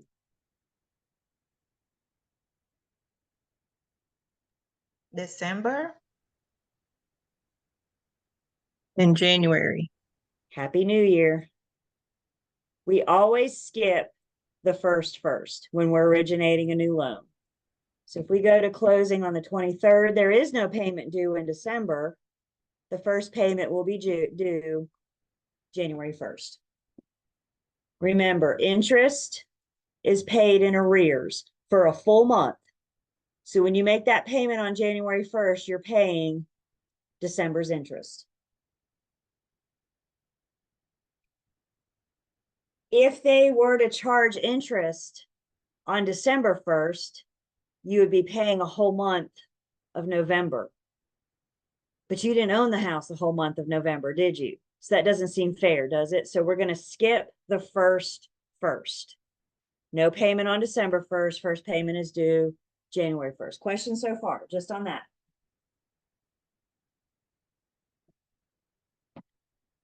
So that means the buyer wants to collect interest for the rest of November.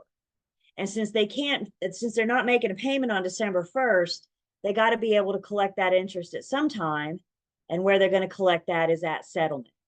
So interim interest is always the day of settlement to the last day of that month of closing.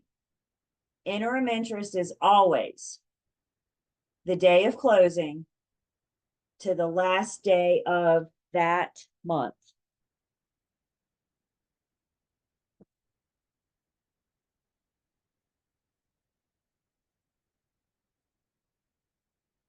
How many days does the buyer owe their lender for interim interest?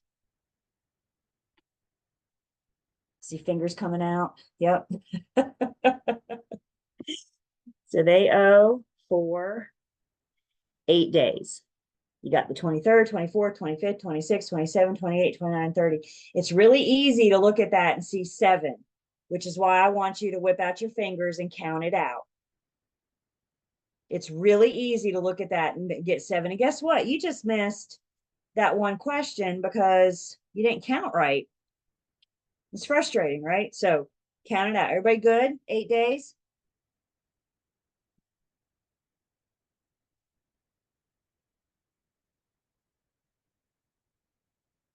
So now we figure out how much. All loan charges, all lender charges are of the loan amount. The lender only cares about their money. Their money is the loan amount. So interim interest, we're going to take the balance, which on the day of closing is the loan amount, times the interest rate. Balance times the interest rate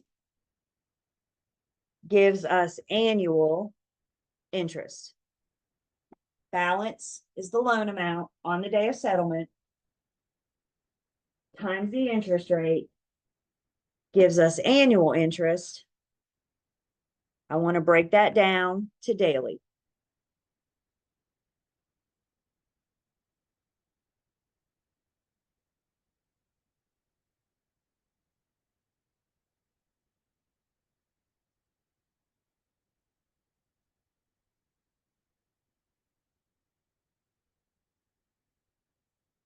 Balance times the interest rate gives us annual interest. Divided by 365 for daily.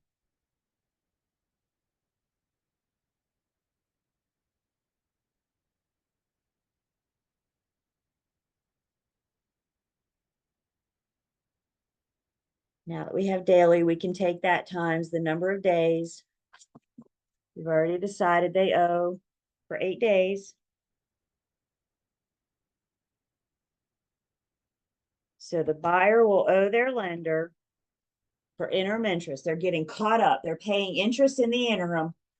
They're getting caught up on their interest payment. Debit the buyer at closing $302.02.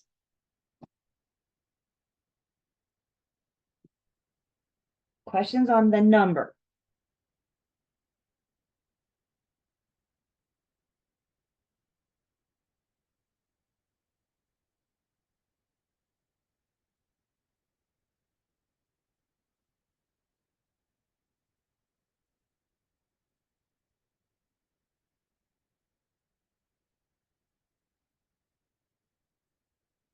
Can I erase the pink?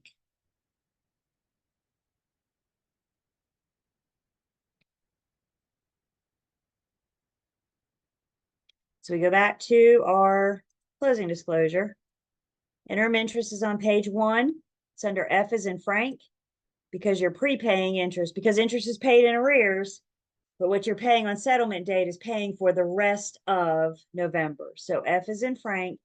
And guys, hear me.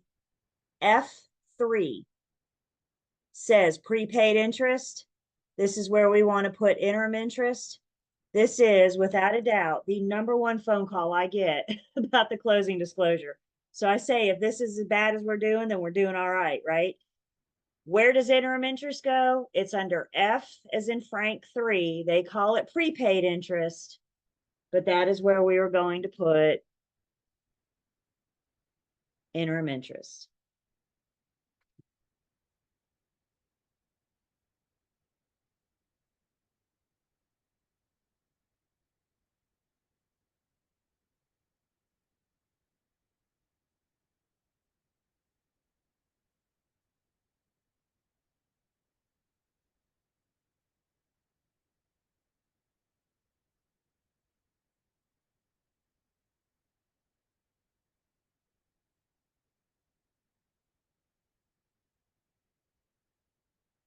Questions?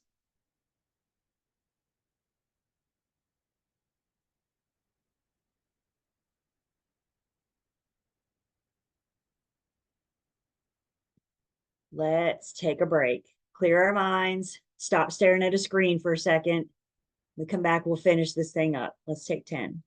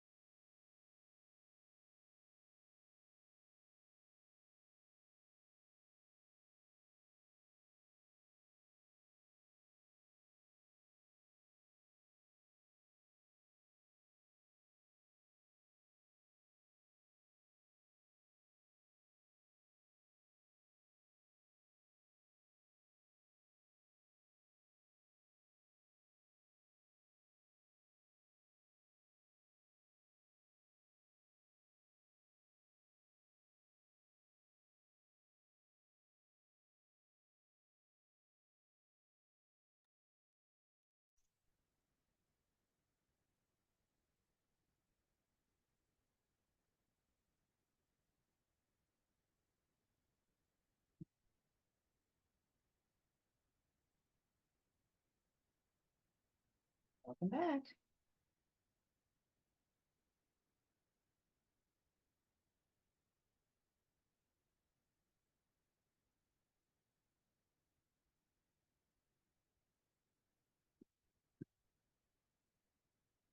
All right. Let's get back at this.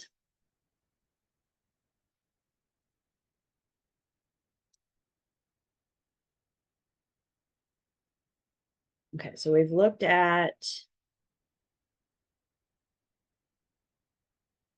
where we got our interim interest. Yeah, there it is. So we got our financing, 212,000. We got our interim interest, which allows the lender again just to get caught up on that interest payment by charging the buyer interim interest. The buyer's made an interest payment through the end of the month of closing. Skip that first. The following month is when they'll start making that full payment, where the principal and the interest, the debt service is the same for the life of the loan. So we're just getting caught up. Other lender charges. In this case, we have a 0.75 loan origination fee. We have a $280 application fee and 1 discount point to be paid by the borrower. So let's look at these lender charges. Remember, all lender charges are of the loan amount. So whenever you talk about lender charges, we're always going to start with the loan amount. In this case, it is $212,000. The application fee was a flat amount. They'll have to tell you what that is. Loan origination fee and discount points are a percentage. Again, they have to tell you what that is. So if we start with our loan amount, if we look at our loan origination fee first, the loan origination fee was 0.75. So you guys can go ahead and take your loan amount of $212,000, multiply it by 0.75, and see what you get for a loan origination fee. Loan origination fee is 0.75%.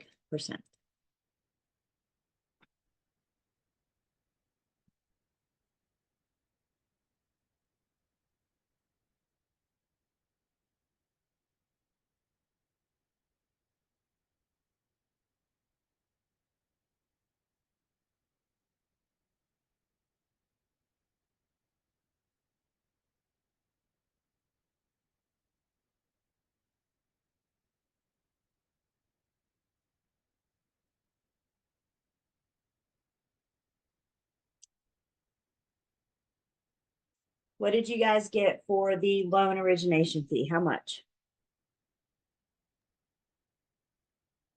1,590.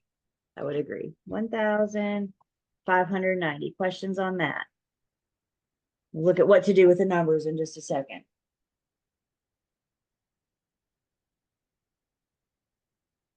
There was also a discount point, 1 discount point.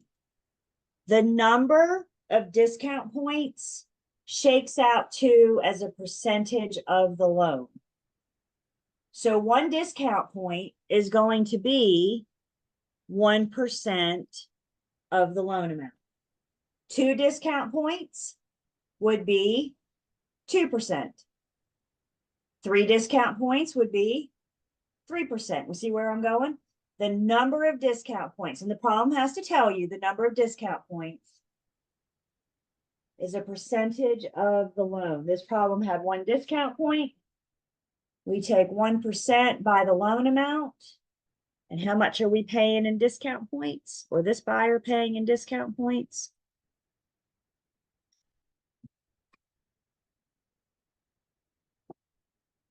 $2,100.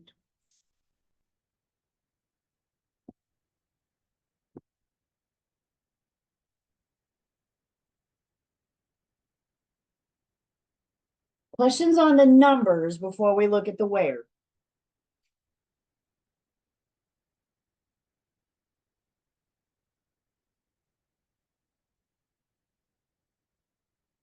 Can I erase the pink?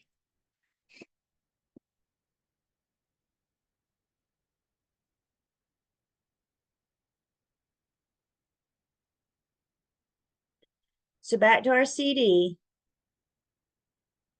Page 1 under A is in Apple. A1 is for our points, discount points, buyer paid at closing, 2,120.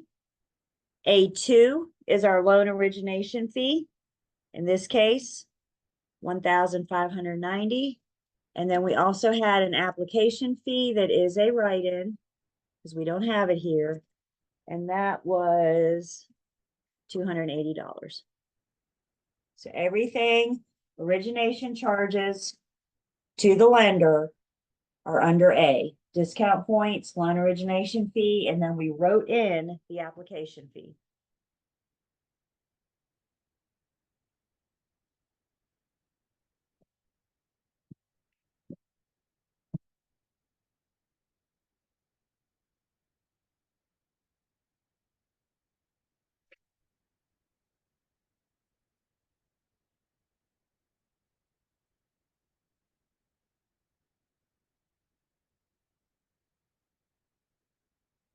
Questions?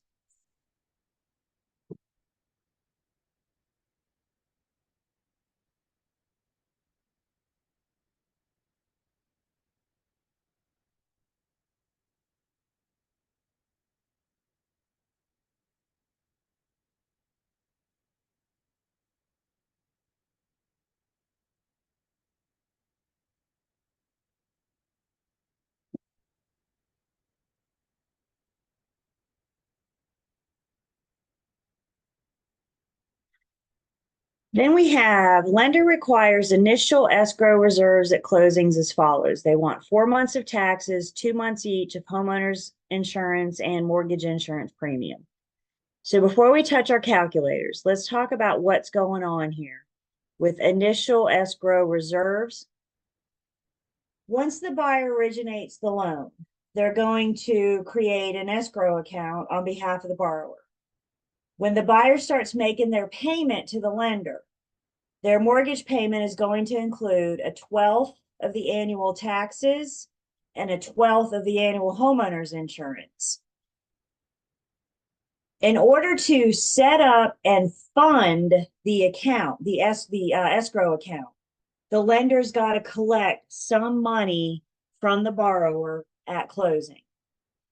They want to, one, fund it and set it up. They want to have money in there because remember, the lender's not getting anything until January 1st.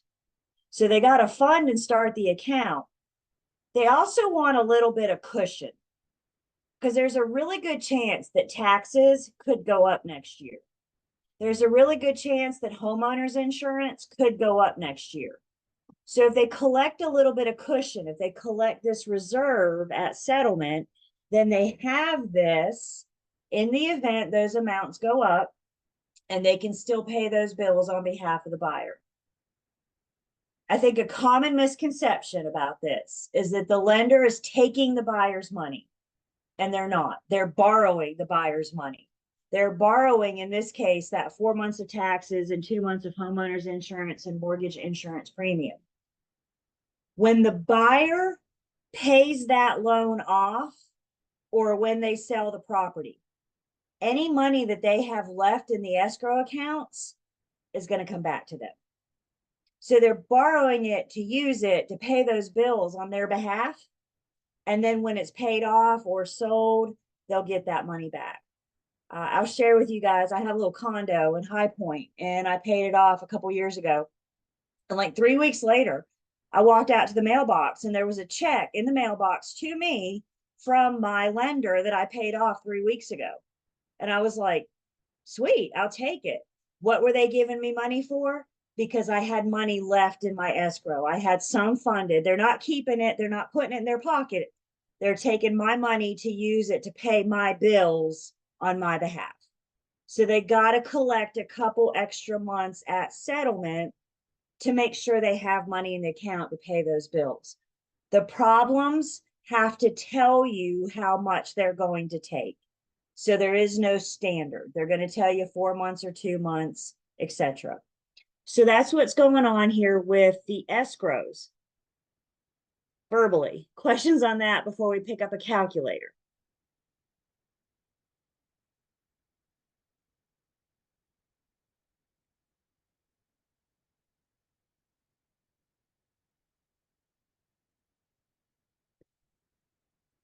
So now to calculate this, let's start with taxes because the problem starts with taxes. So for escrow taxes, they want 4 months. The only number I have to go on at this point is the current tax bill. So if we look back up in the problem a little bit, we're reminded that taxes are $2,471. This is annual taxes, $2,471. If we need to break this down to monthly, we're going to take that annual amount divided by 12 to get monthly taxes of 205.92. So annual taxes divided by 12 gives us monthly. The problem tells us that this lender wants to collect 4 months. So if we take that monthly and times it by 4, we're going to have a debit the buyer for 4 months of taxes of $823.67.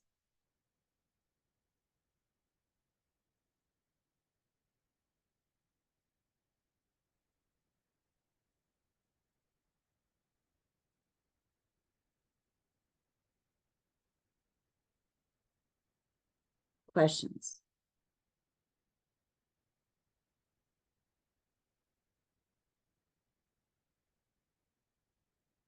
And again, as we look at homeowners insurance, as we look at PMI, the only thing I can rely on, the only thing I have is the current bill, the current private mortgage insurance and the current homeowners insurance. So we're going to figure out our homeowners insurance and our PMI based on the numbers that we have. Why don't you guys take a minute, it's out of our way.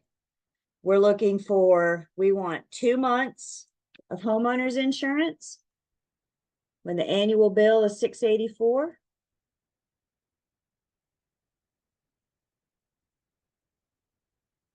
And we want 2 months of PMI when the annual bill is $840.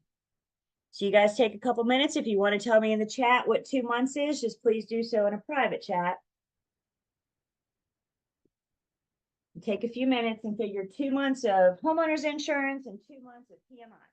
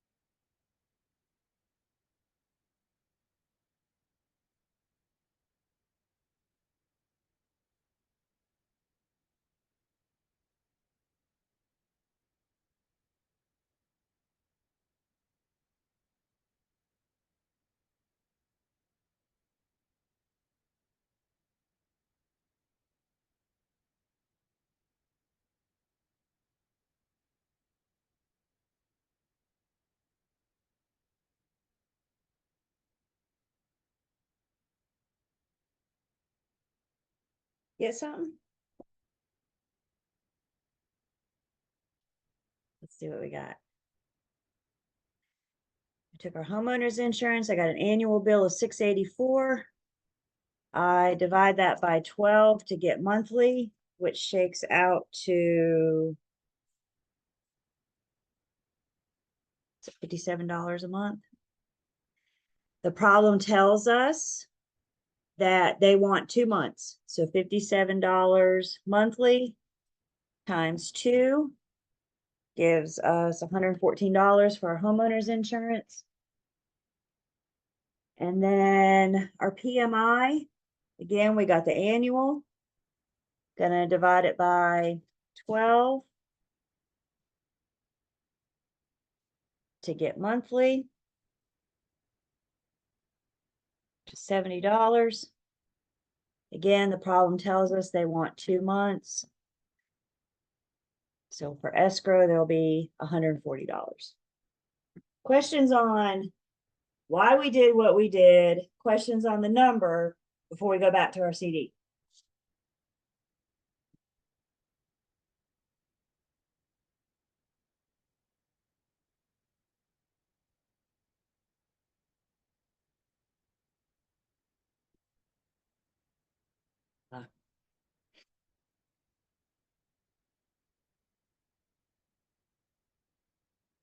Can I erase the pink?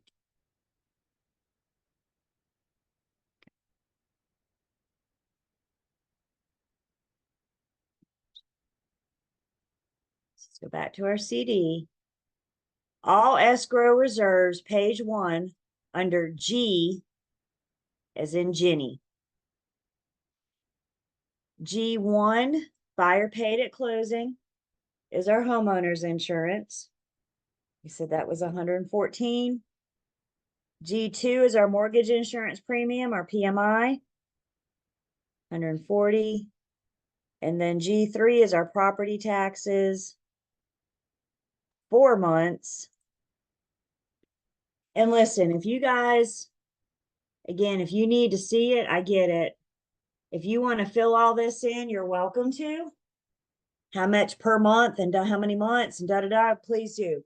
What I care about is what we put in buyer paid at closing. So if you start to twitch a little bit because that's blank, then by all means, fill it in. But what we really need is to make sure we get the numbers. Buyer paid at closing for their initial escrow payment.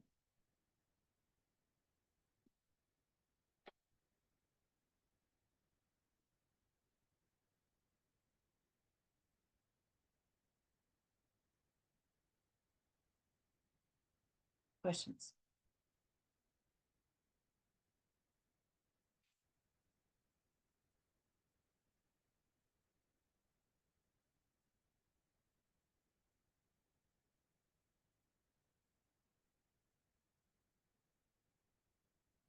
The last piece of this is expenses paid by the borrower before closing. So remember last night we looked at our cheat sheet, and our cheat sheet told us that the appraisal and the credit report are always POC. Those are, unless you're told otherwise in the problem. In this case, the problem is telling us that the pest inspection and the home inspection has also been paid before closing. So this is a great example of just do what the problem tells you. The buyer's already paid it. We're not going to charge them again. Remember though, all money that changes hands as a part of this transaction has to show up on the settlement statement. So when these last 4, the appraisal, credit report, pest, and home inspections, go on the closing disclosure, if you put them on here, I need you to make sure you put them in the borrower paid before closing column. Head bobs, you heard what I just said. Borrower paid before. So B as in boy is our appraisal and credit report.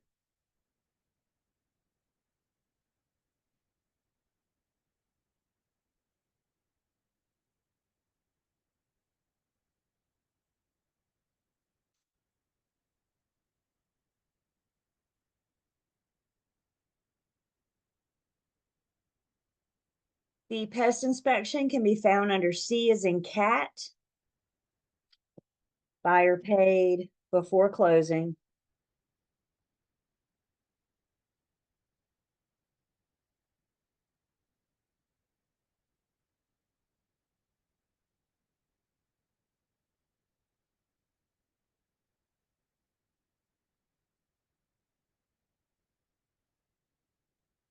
And then the home inspection can be found under H, is in Heather.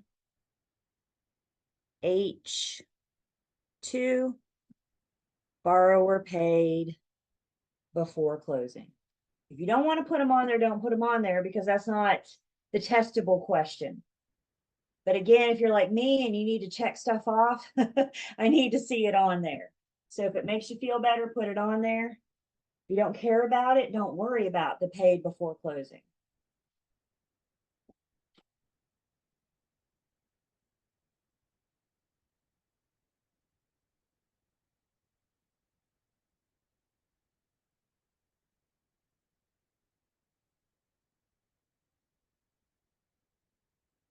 Questions, comments before we got a little bit more to do, but just take a breather for a second. Make sure we're all caught up. You guys are still here, so that's good. Was it horrible? I mean, is it like the worst thing you've ever done in your entire life, right? And guys, listen to me. If you do a couple practice, I promise you it's going to get better. It's going to get easier. So we'll talk in just a second about how we're going to kind of attack this practice. Like I said, I have a highly recommended problem for us that we can go over next week as a good refresher for the exam. But it's about practice. It's about knowing where to put stuff on the CD, and it's about knowing who gets the debit and who gets the credit. So you guys have the blank CD, you have your cheat sheet. You just got to spend some time with it. If you don't touch this again until next Thursday, you're going to struggle on the exam with it. It's that simple. Is that good? Yes, I have a question. Yes. When you said borrower paid before closing, is necessary to put it on the sheet, right? You don't have to. In the real world, it'll be there, but for the test, because that's not a test question. So It's the test questions are the borrower paid at closing and the seller paid at closing. okay. In the real world, because they will be there. And that's why I say, if you feel better about putting them on, but we're only going to be asked at the test, was the borrower paid at closing, seller paid at closing? Thank you. And we'll never have to fill out one of these. I'm sorry, We will never have to fill out one of these. not in the real world. That's the attorney, the lender's job. And honestly, guys, they got a software. So they plug the numbers in and then it beep, boop, boop, and it fills it in. Our responsibility is to verify that it's correct, verify it for accuracy. So when we get these things to review, we got to pick up our calculators. We got to make sure that it all adds up. We got to make sure that debits and credits. We're going to talk more about this process. Remember, we've kind of skipped around a bit. So we're going to go back in the rest of unit for chapter 14 and talk a little bit more about that process in just a bit. But our responsibility is to verify that the numbers are there are correct.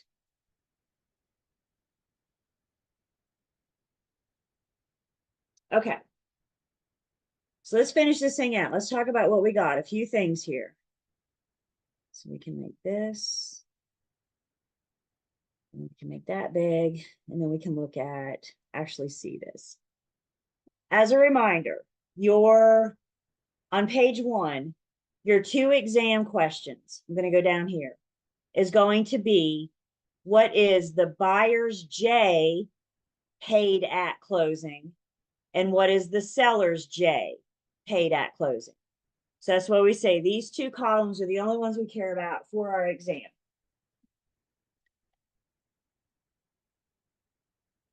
How this is going to look in the real world. They're going to subtotal. They're going to add up each section. So they're going to subtotal A, subtotal B, subtotal C. They're going to add up each section. And then D is A plus B plus C. So we're going to add up each little section, and then add up the first half of the page. This is where I turn into a little rebel. When I'm doing these in post-licensing world, I don't subtotal them. I just straight line add. In the real world, they're going to be subtotal. When I do them, I just find it easier to straight line add. You do it however you see it. So if it helps you to subtotal A, subtotal B, subtotal C, by all means, please do that. Same thing. E, F, G, and H. And then I, is that added up again? For post licensing, I don't add up each section. I just straight line add. I don't care how you do it. All you got to do is tell me down here at the bottom, the buyer's J, which basically is the total of everything on page 1. So you guys start adding, however you want to do it, start adding. And again, if you want to tell me your answers in the chat, just do so in a private chat. But tell me what you get for the buyer's J, or get something, I guess, for the buyer's J, paid at closing, and the seller's J, paid at closing. These are 2 questions on your exam.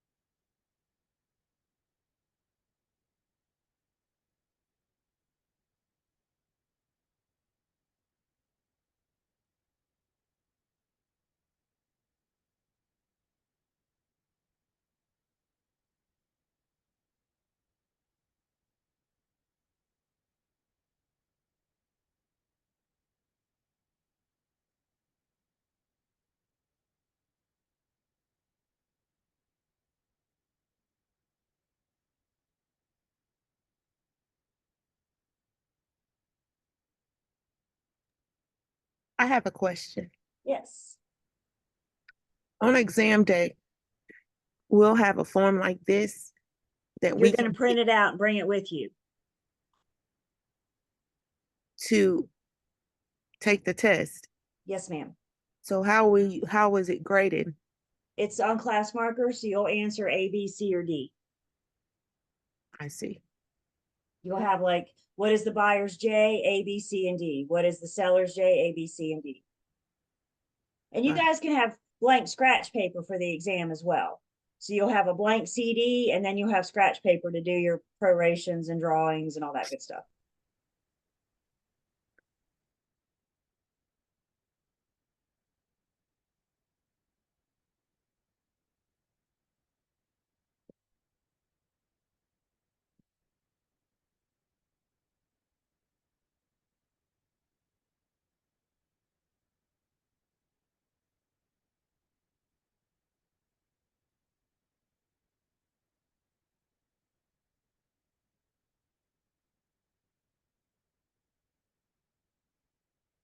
Give you guys a couple more minutes, and then we'll tally up page 2. Nope, page 1. And then move on to page 2.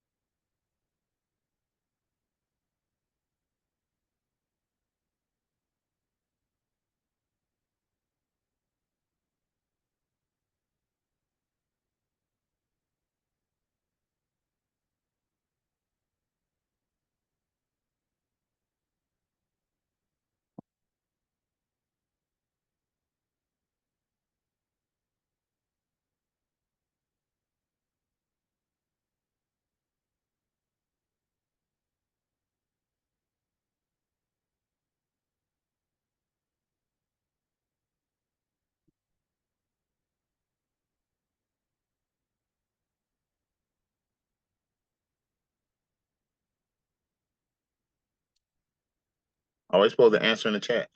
If you want. If you do, just a private chat, please.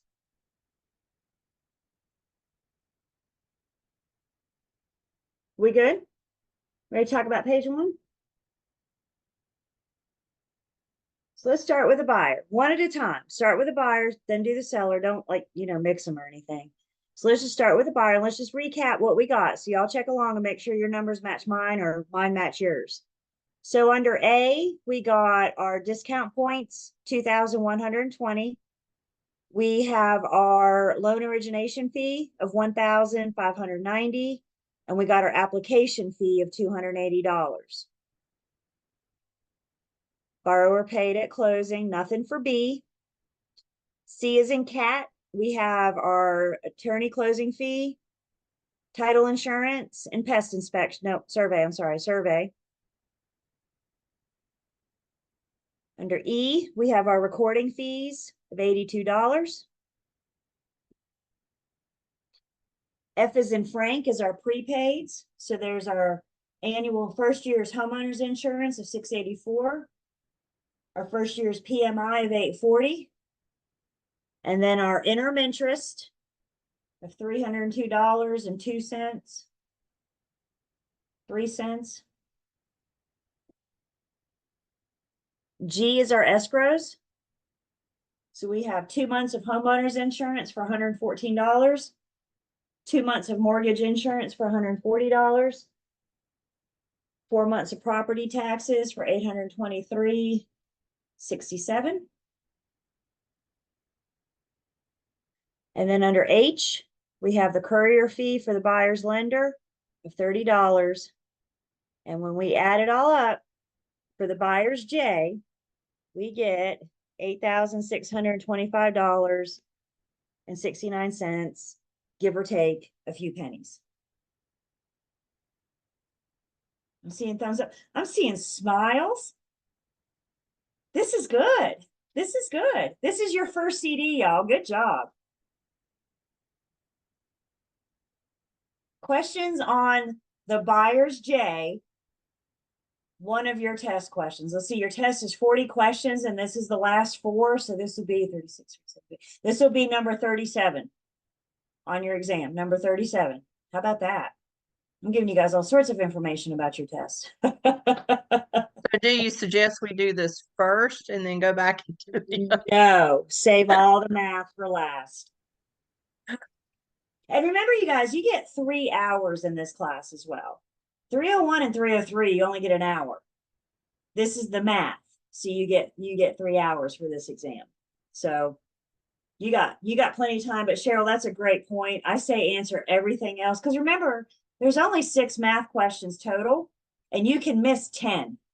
So you could bomb on the math. We just got to get everything else right? So, yep. Questions on the buyer's J.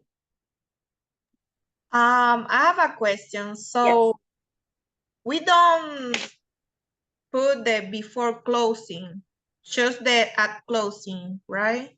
You can, if you want to tally this up, I'm fine with that, but all you're going to be asked on the test is that.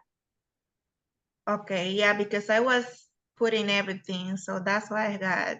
If that makes you feel better, then do it. But all you're going to be asked on the test is, what is the buyer's paid at closing J? So Okay. this is the only column you care about for your exam.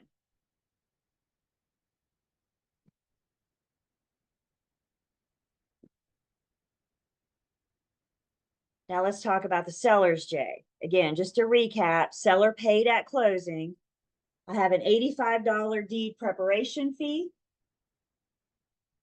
We have $500 excise tax. We have our commissions of $14,979. We have a $450 home warranty and a $30 seller's loan payoff.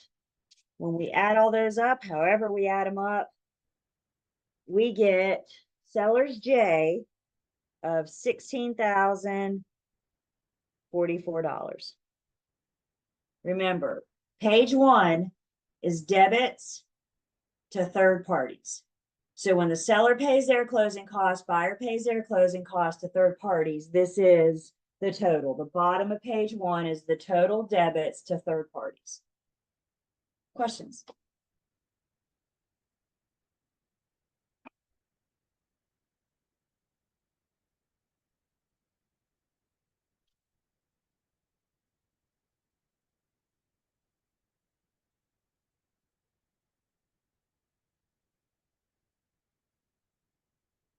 Now let's go to page 2. Before we do, the first thing I want you to do on page 2, before we do anything else, this is probably what makes us get this question wrong. So hear me out. As soon as you get numbers for J, I want you to take those numbers and put them where they belong on page 2. Forgetting to put those numbers on page 2 is probably the number one error on this exam for this closing disclosure. So let's start with the buyer, $8,625.69. If we go to page 2, remember, everything in K is all of the buyer's debits. And that includes what we got from page 1. K3 is their number from page 1, $8,625.69. Please do this first. Soon as you get the numbers on page 1, put them where they belong on page 2. Thumbs ups, head bobs, acknowledgement. Thank you. Then we need to do the same thing with the seller. Remember, all of the seller's debits are under N as in Nancy. And those debits under N include the number we got from J under N2,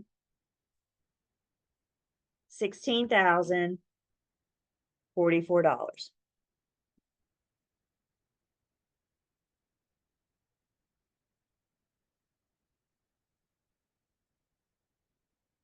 Everybody good with what we just did? And why we did it now? It's the easiest one to forget.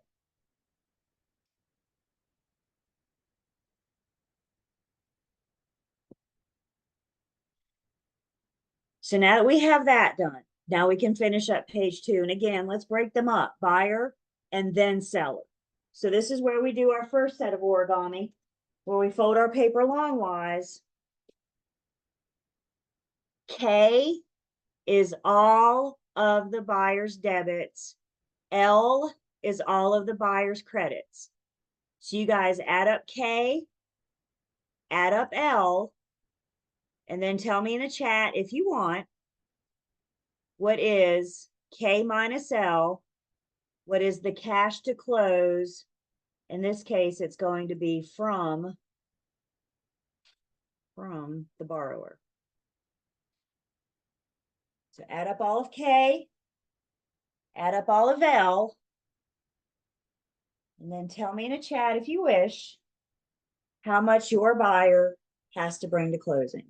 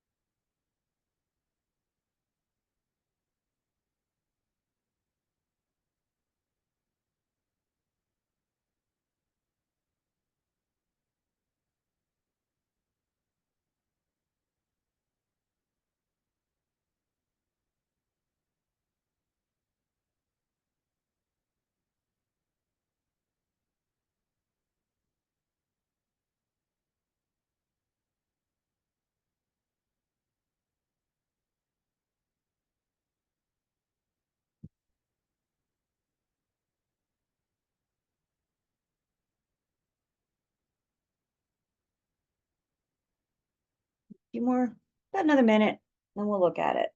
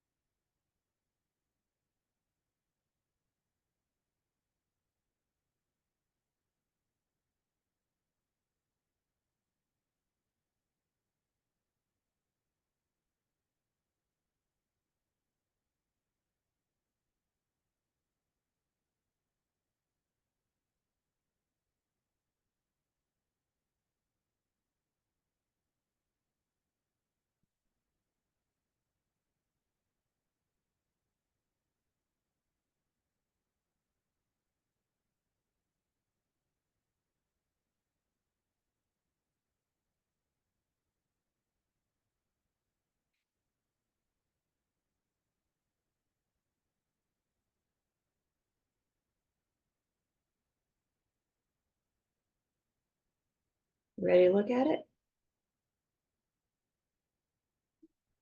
Let's see what we got. Just kind of recap. K is all of the buyer's debits. So we got the sales price, $249,650. We have everything the buyer owes to third parties, $8,625.69. And then we have what the buyer owes the seller for taxes, or tax proration. So we add up all of K, and we get 258, 532.94, all of their debits. 258, 532.94, give or take a couple pennies.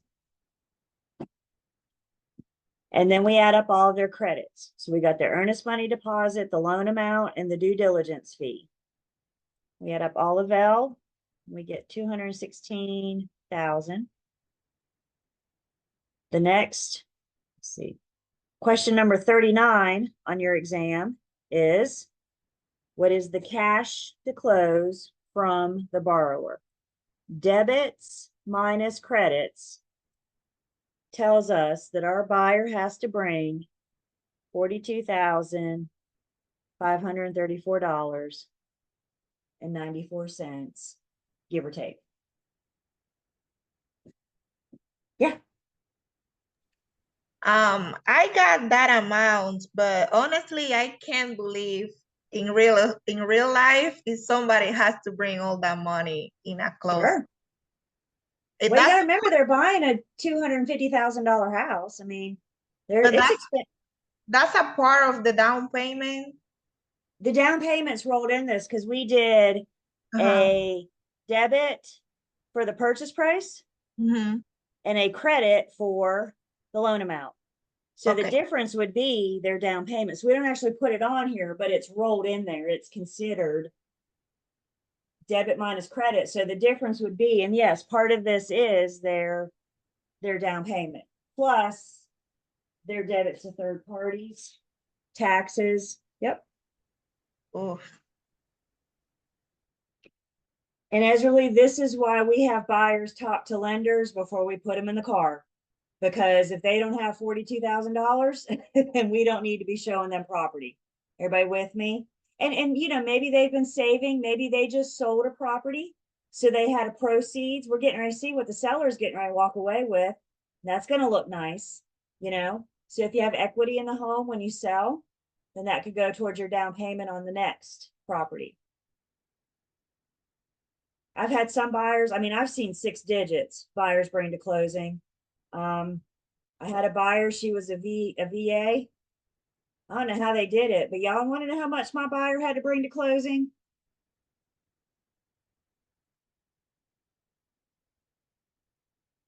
How about that?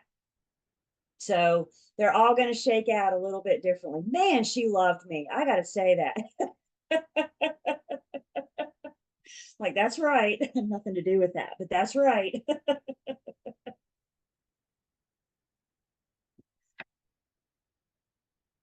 All right. Buyers on the left. Now let's look at sellers on the right. M is all of the seller's credits, sorry, due to the seller, all their credits. N is in Nancy is all of their debits. So we're going to add up M and N. And then our final test question, number 40, is going to be cash to the seller, which is M minus N. And again, if you want to tell me to chat, great. If not, that's okay too.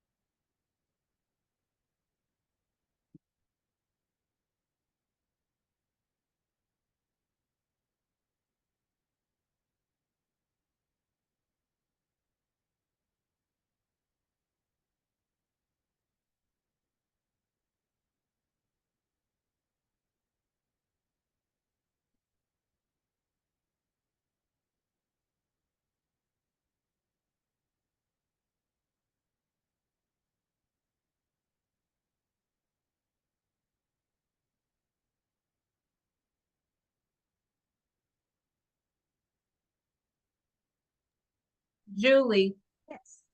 are you able to scroll up to M? I think I wrote something down wrong. No, I didn't. Okay, thank you. Of course.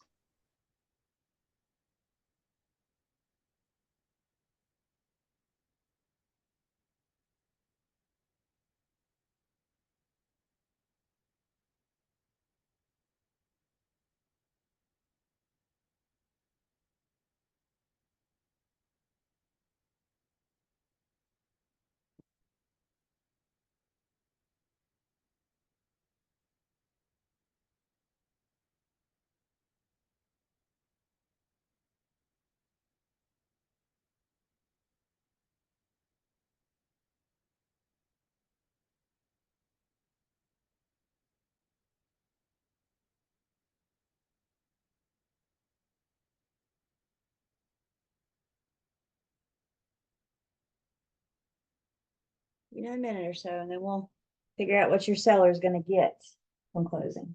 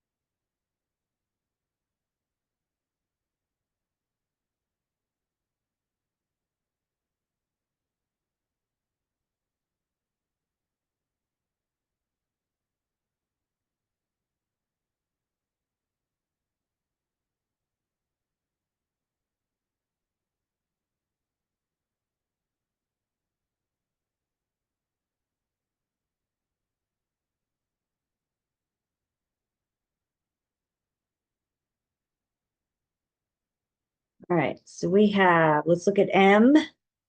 All the seller's credits. So this seller is getting a credit of the purchase price, $249,650.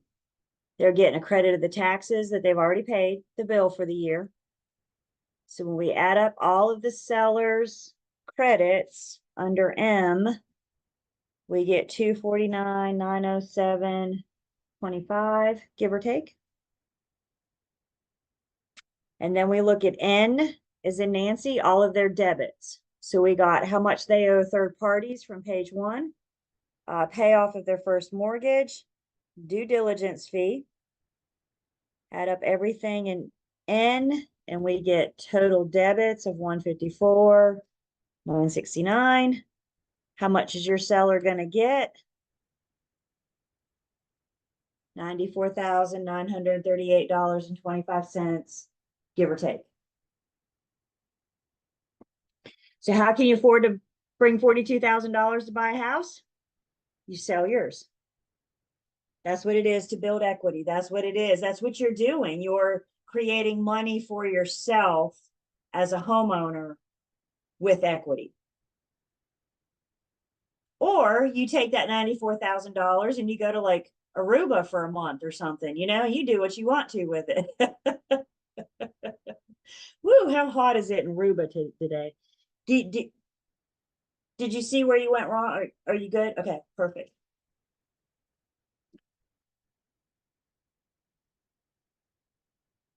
Good, questions? Let's go ahead and take our break. When we come back, we'll talk about what's next. So let's take 10.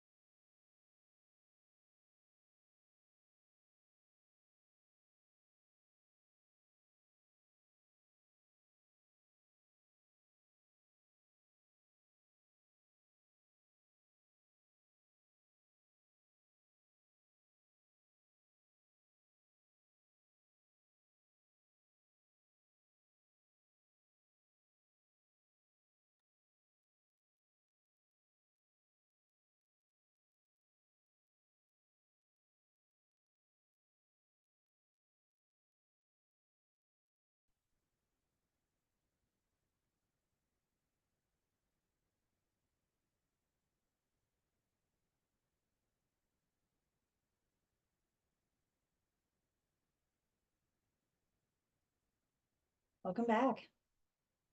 How we feeling? Like I said, it wasn't awful. Wasn't the worst thing you've ever done. Let's talk about, I feel like we're kind of mathed out for the night. Would everybody agree with that? So there are some things I have mentioned, the highly recommended homework assignment, and there are some funny things on that we need to talk about before you guys do that assignment on your own. So what I'm thinking is that we put this aside for the evening. When we come back together tomorrow morning, or not tomorrow morning. See, I'm used to teaching in the morning. When we come back tomorrow at 4:30, we'll go over the highly recommended problem, talk about the funny things so you guys can work through that over the weekend, and then we'll go over it together next week in class. So is that good? Good game plan? No more calculators tonight. That's what y'all just heard. So is that so that's good. And look, you guys, y'all forget I sit where you sat at one point too. As a matter of fact, let me age myself. I got my license in 2008. And when I took pre-licensing, we had to do a full-blown settlement statement for pre. Somewhere along the lines, they decided they were going to reduce it to the how much does the buyer have to bring to closing, and then let you guys do this in post. Can you imagine when I started teaching this stuff? I was like, they don't have to do it in pre anymore. I was like, what? When did that happen? We all had to go through it. You know what I know about math? Practice, practice, practice. You got to make the mistakes. You got to work the kinks out, right? You got to work through it to learn it, to get it. So we'll come back. We'll revisit this tomorrow. Talk about that highly recommended homework assignment and a couple other, things. But yeah, let's be done with math for tonight. So if you want to review this one that we worked together, remember or tomorrow, remember we're recording. So if I don't get tonight's recording in tonight, I'll get it in first thing in the morning. But the problem we just worked is under section 4 material. It's the in-class CD. And then you also have the problem worked out. So you can see a completed closing disclosure. And also under the, I guess it's here. Yeah. Under the in-class CD, here's the math worked out for you as well. So if you're working it on your own, you can kind of see how we got to the math and then the solutions. And then we will pick this back up tomorrow.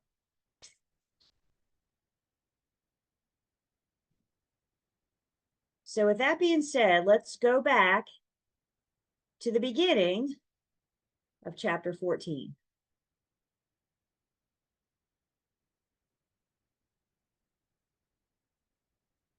Start filling in our gaps here. So chapter 14 starts on page 459. And we're going to talk about the closing preparations and procedures. So we're going to talk about the contract to closing process. We're going to talk about the closing. We're going to see some of these things on the closing disclosure that we just saw, but going back and having this conversation. So in this section, we're going to talk about some general pre-closing procedures. We're going to talk about the buyer's due diligence process, and then we're going to talk about different closing methods. Some states have a different closing method than what we do. So talk about the two different ways that states can close. So when we talk about the contract to closing process, I always think of the contract to closing process as working gears. And if you assign a role to each gear. So for example, on one gear, we could put the seller and the listing agent. On another gear, we could put the buyer and the buyer's agent. The lender gets a gear, the appraiser gets a gear, the home inspector gets a gear, the surveyor, the pest inspector, who else? Did I say appraiser?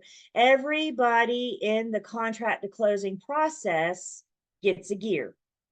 What happens if just one of these gears stops? The whole thing stops. Guys, this is a big part of our job, is to keep these gears going.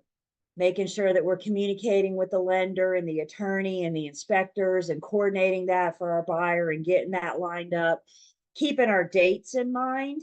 You and I need to keep up with our due diligence dates, our closing dates, our home inspection dates, when's the appraiser coming, that kind of thing. It's a process. And the contract to closing process is just that. It's a process. So think of these gears and let's keep these things moving. So when we talk about closing, you guys want me to confess something? I have never been to closing in my entire life. And guess what? Neither have either one of you. We all say we're going to closing, but the truth is we never have and we never will. What we attend with our buyers and sellers is settlement. Settlement is when we go to the attorney's office with our buyers and sellers. This is when the buyers and sellers sign or turn in all of their legal documents. If the buyer has to bring money, he'll pay the funds. And if the seller has to bring money, they'll pay those funds at settlement. What we actually attend is settlement. Once you guys get going, you will call it closing. I know you will. Because if you look at a buyer and say, we have settlement next week, that buyer's going to say, what now? What's that? You know what the general public understands? Closing. So you guys will do it too, but I need to make sure that we know that there is a difference. Settlement is what you and I attend with our buyers and sellers. Once we leave the attorney's office, the attorney proceeds with closing. Closing is the legal process. That legal process tells us that that's the attorney's responsibility. We're going to define these when we look at our offer to purchase and contract. We're going to see both of these defined from the contract again and see those differences. One of the common questions that we get, the common things that come up with settlement is who pays for what? Well, we've already talked about that, so we're good there. But how do we know who's responsible for paying what? When we look at our offer to purchase and contract in Chapter 11, we're going to see the contract spells out. This is the seller's responsibility. This is the buyer's responsibility. If it's not spelled out in the contract, then it's got to be customary practice. What does your region do? What does your state do? That kind of thing.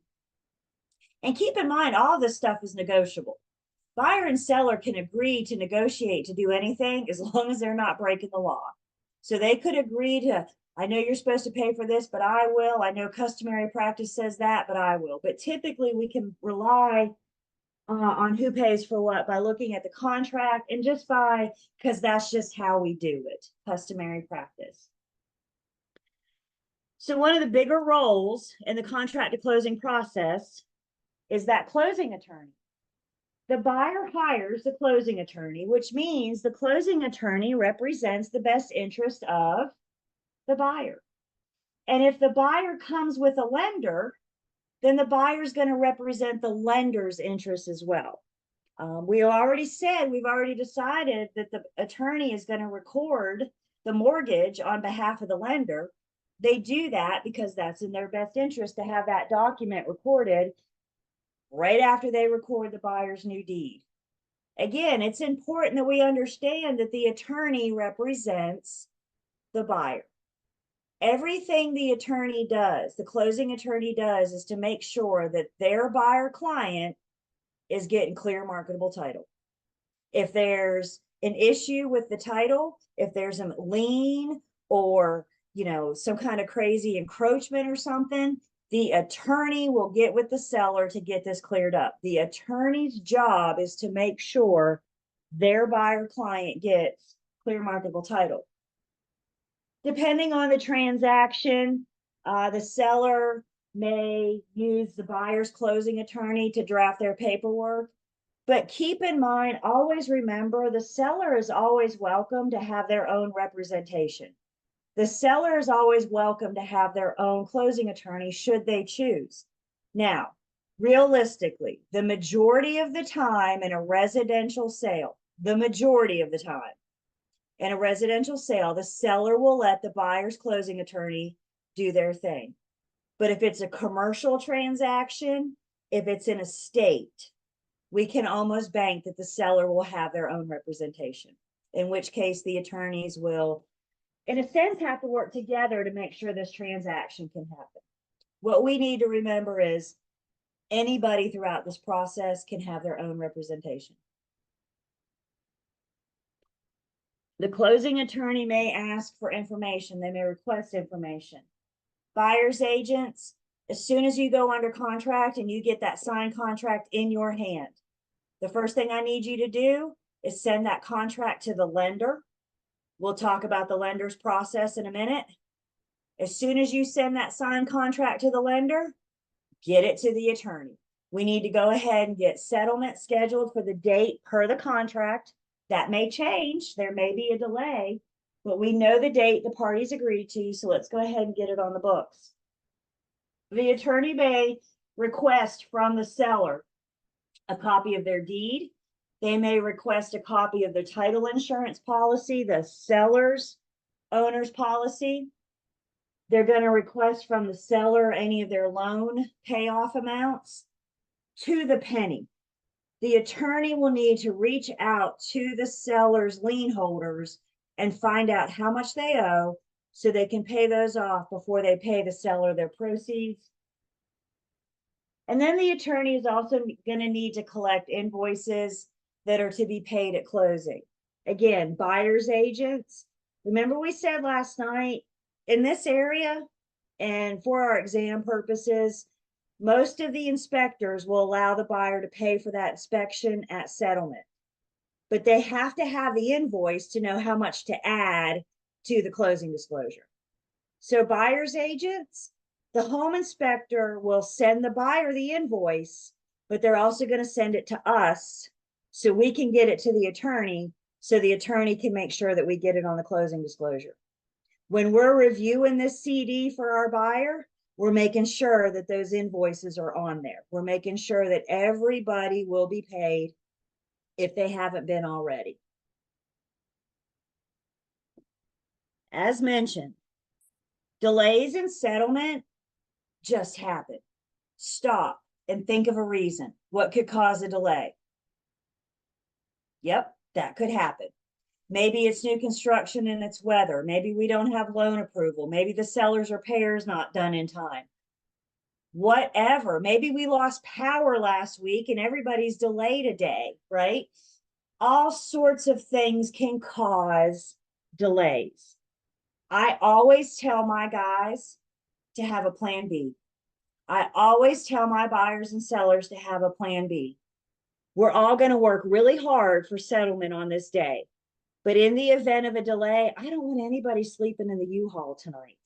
I don't want anybody not having somewhere to stay because we couldn't close today. You guys with me? Delays just happen. And they are so frequent that we actually have a number of day delay built into the offer to purchase and contract. Does anybody know how many day delay we have? Few more, Shauna. Yep. There it is. There is a 7-day delay built into the contract. I will talk about that, what that means when we look at our contract next week and how that may work when we see that. So let's just talk specifically about working with buyers, buyers agents. We have, just some general responsibilities to get the buyer through their due diligence process. Now, a lot of this stuff you're going to look at and say, well, don't we do that for sellers too? Of course we do, because we're agents and we have that old card duty, fiduciary responsibility. But we're just talking specifically about the buyer's due diligence process. So as a buyer's agent, what do we need to do to help our buyer get through due diligence? Well, we always have a duty to disclose all material facts. We always have a duty to disclose material facts to all parties, clients and customers. We have a general responsibility to act in a competent manner. I tend to operate by a couple super simple philosophies. And one of my super simple philosophies is, when in doubt, find out. There's resources out there, there's tools out there. Make sure you're acting competently, because you guys remember, you're working on behalf of somebody else. So we're going to make sure that we're acting competently. We have a duty to avoid any undisclosed conflict of interest. A great example of an undisclosed conflict of interest is undisclosed dual agency. If you're not properly practicing dual agency, then you're not working responsibly. You could face consequences, disciplinary action. You're going to get a refresher on dual agency on 301, because that's your agency post licensing. So if you haven't taken 301 yet, you'll get some dual agency. We have a duty to avoid any improper, fraudulent, or dishonest dealings. We got to comply with license law and commission rule, LL and CR, license law and commission rule. And even though the buyer is my client and everybody else that I encounter in this transaction is my customer, my third party, we still have a duty to treat everybody in the transaction honestly and fairly. You never have a golden ticket to lie to anybody, may that be the inspector or the attorney or the lender or the appraiser. We have a duty to treat everybody honestly and fairly. So we're going to go through the buyer's due diligence process, specifically some of the things that the buyer should consider doing. And remember, every transaction is different. Every single buyer is different. It's my job to provide them with the information, the choices, so they can make an informed decision. So what are some things some buyers are going to encounter during their due diligence process? The longest part of the contract to close process, hands down, without a doubt, is the loan process. The lender's piece takes the longest. I will never forget my first cash buyer. And I went through that whole transaction thinking something was missing. And you know what? Something was a really big piece. The paperwork went from like this to this. I mean, it was just how different it was, that cash buyer versus going through a lender. That's their process, and we need to make sure that we're working with the lender, because that's in the best interest of our buyer. It's kind of interesting when you think about it. The broker, the lender, the attorney, we all have that shared client. We all have that client that is the buyer, and it's all of our best interests to do what we need to for the buyer, including the loan. As we mentioned before the break, one of the first things you need to do before you put a buyer in your car is get them officially pre-approved by a lender. Y'all gonna show a buyer a house based on this letter? I sure hope not. Save your time, please. Have them talk to a lender before you show them property, before you show them a home. Guys, people don't know what they can afford. They may think they know what they want, but they don't know what they could actually afford until they talk to a lender. So having them, once we establish our agency relationship, working with real estate agent disclosure, all that's out of the way. Now, one of the first things we need to do is say, have you talked to a lender? And if they say no, you say, great, I got 2 or 3 that I've worked with. I love for you to reach out, talk to them. Let's get you pre-approved, and then we can go look at houses. Save yourself time, save them time. Could you imagine walking in the front door, falling in love, and then finding out it is way past your price point? Wouldn't that hurt the buyer? So don't do that to them, you guys. Don't do it to yourself. Don't do it to them. When it comes to the loan, our responsibility is to advise them to shop around. All lenders are different. They all have a different product. They have different features. They all have different rates. They have different charges. They're all different. They're kind of like real estate agents. They're all different. So the only thing I know, the best thing I know to protect my buyers, have them talk to 2, maybe even 3, so they have something to compare. Y'all think about this. In most cases, they're about to take on a 30-year commitment. 30 years. It's a long time. Don't we want to make sure that they're comfortable with the lender that they choose, that they're comfortable with the terms, the interest rates, that kind of thing, the programs, etc. The other part about the buyer's loan, if the buyer is using a lender, then the appraisal is required, period, end of story. The lender requires the appraisal so they can get the appraiser's opinion on the value of the property to make sure they're originating the loan at a fair and reasonable amount. The appraisal is the property of the lender. They let the buyer pay for it, but it is the property. It is all for the lender. Buyer's agents, we want to try to get the appraisal done and back while we're still in due diligence.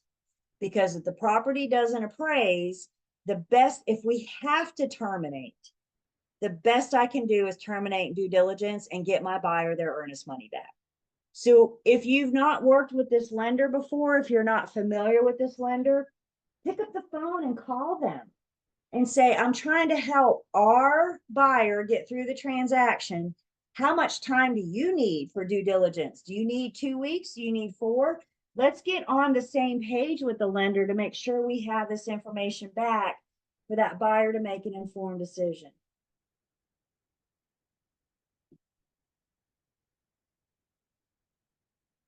Another thing the buyer should consider during due diligence, if there's any kind of land, is to have a survey done. Now, if my buyer was buying a condo, I'm not even mentioning the survey, there is no land. If my buyer's buying a townhome, I may mention it in passing, but I'm not going to push it. Let's face it, most townhomes, there's just a little bit of land. If there's questions about the land, yes, let's get a survey. If they're buying a single family on any kind of land, we don't have a plat map, we don't have anything to reference, we need to be recommending surveys. Surveys are the only way to identify things such as encroachments, easements, setback violations, flood zones, etc. We're going to talk about title insurance in just a second. And we're going to learn that if, let's say there's an encroachment on the property, but we don't know that because we didn't have a survey done. And the issue with the encroachment pops up after closing. Title insurance isn't going to help the buyer. Title insurance is going to say, had you had a survey done before you bought, we would have gotten this cleared up and we wouldn't be here. So you didn't, you're on your own. So we always want to encourage our buyer to have a survey done.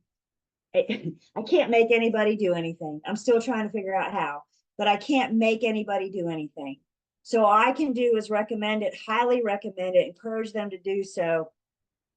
Bottom line, if they say no, I'm going to want to get that in writing to protect myself. I'm going to want to make sure that we have that in writing. There's a form that I try really hard to go over in 302, even though it's not on the syllabus, but it's a professional services disclosure. Y'all, this is our form. This is what covers us. So we'll try really hard to go over it in our time together, because it gives the buyer and seller, the opportunity to select or waive different services. And if they want to waive the survey, then I'm going to have you initial here. The other part about that, having them initial here may not be enough. So we also want our documentation where we had the conversation with them about the importance of the survey and why they should consider having one. I need you guys to write something down for me. Real big, 2 words. Everybody ready? If you know me, you know what I'm getting ready to say. Document everything. Everything. So you have a face-to-face conversation about the survey, or you have a conversation over the phone about the survey. Go home, send an email talking about, per our conversation, I think you should have a survey, and this is why. Have your documentation along with them waiving the service. Now you got a leg to stand on. The survey, once upon a time ago, it used to be required. Today it's not. The lender used to require it once upon a time ago, but today they don't. So again, all we can do is recommend it and tell them the importance of the survey. comments about the survey? Have you guys had, I know not all of you are active, but those of you that are, you dealt with this yet? Tink has, did your buyer get one or you couldn't get him to get one?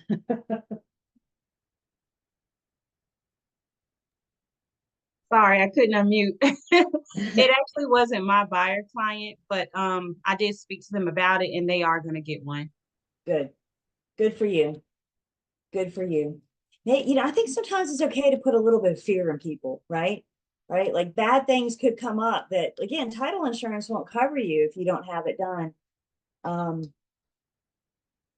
Another thing we want the buyer to consider doing, specifically while we're still in due diligence, shortly after we start the process, let's get them shopping around for property insurance. If the property's in a flood hazard, let's get them looking into flood insurance. Flood insurance is not cheap. And if your buyer is buying at their maximum amount, flood insurance may tip them over their allowable amount. And if they're over their allowable amount, we don't get loan approval and game over. So if the property's in a flood hazard, you see a website here, you're welcome to check it out. I think a lot of our MLSs have a direct link straight to the flood map. But try to check that out early, you know, at the time of contract formation or when we're preparing the offer, just to prepare them for that, especially if they're near the top of their allowable amount. Property insurance, we need to encourage them to shop around because like brokers and lenders, all homeowners insurance companies are different. All homeowner agents are different. So have them shop around, tell them to call, you know, Jake from State Farm and Flo from Progressive, and just have them call around, talk to a couple of different people so they know they can get that quote. Once they decide which insurance company they want to go with, that information gets sent to the lender and the lender has to approve the policy. If a lender's involved, properties insurance, homeowners insurance is required because it's what the lender has. They have an interest in the property too. So by requiring property insurance, then they have their interest covered and they got to make sure that the policy is sufficient. Some people, some properties are harder to insure than others. If there's a history of filing claims, their insurance premiums might be high. And again, if they're so high, they tip us over the allowable amount, we're not going to get loan approval. I tend to get my buyers shopping for insurance. I mean, we go under contract and I tell my buyers that the lender's your number one priority. Like call the lender back before you call me back kind of thing. Lender's number one. Once the lender gets what they need to do, you know, round one of underwriting, we'll talk more about that. But once they get that initial set of paperwork from the buyers, then we try to get them shopping around on homeowners insurance.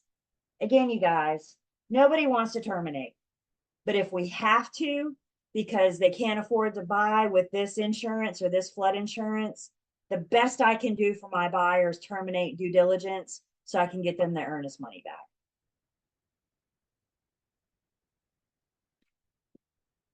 Also doing due diligence, we got the buyer looking at inspections, learning about the property. A great place to start is the RPODs, Residential Property and Owner Association Disclosure Statement. Have you guys seen the new RPODs? We got a new RPODs on July 1st. Did the active people seeing it? Oh, you know what? I'll throw it to you in a link on the next, I'll throw it to you on the next break. It's nice. It looks nice. So July 1st, we got a new RPOD. And as you can tell, we're very excited about it. It's a much better organized form. The former RPODs was like a font of like 6. This RPODs is like 10. So you can like see it now without a magnifying glass. It's really cool.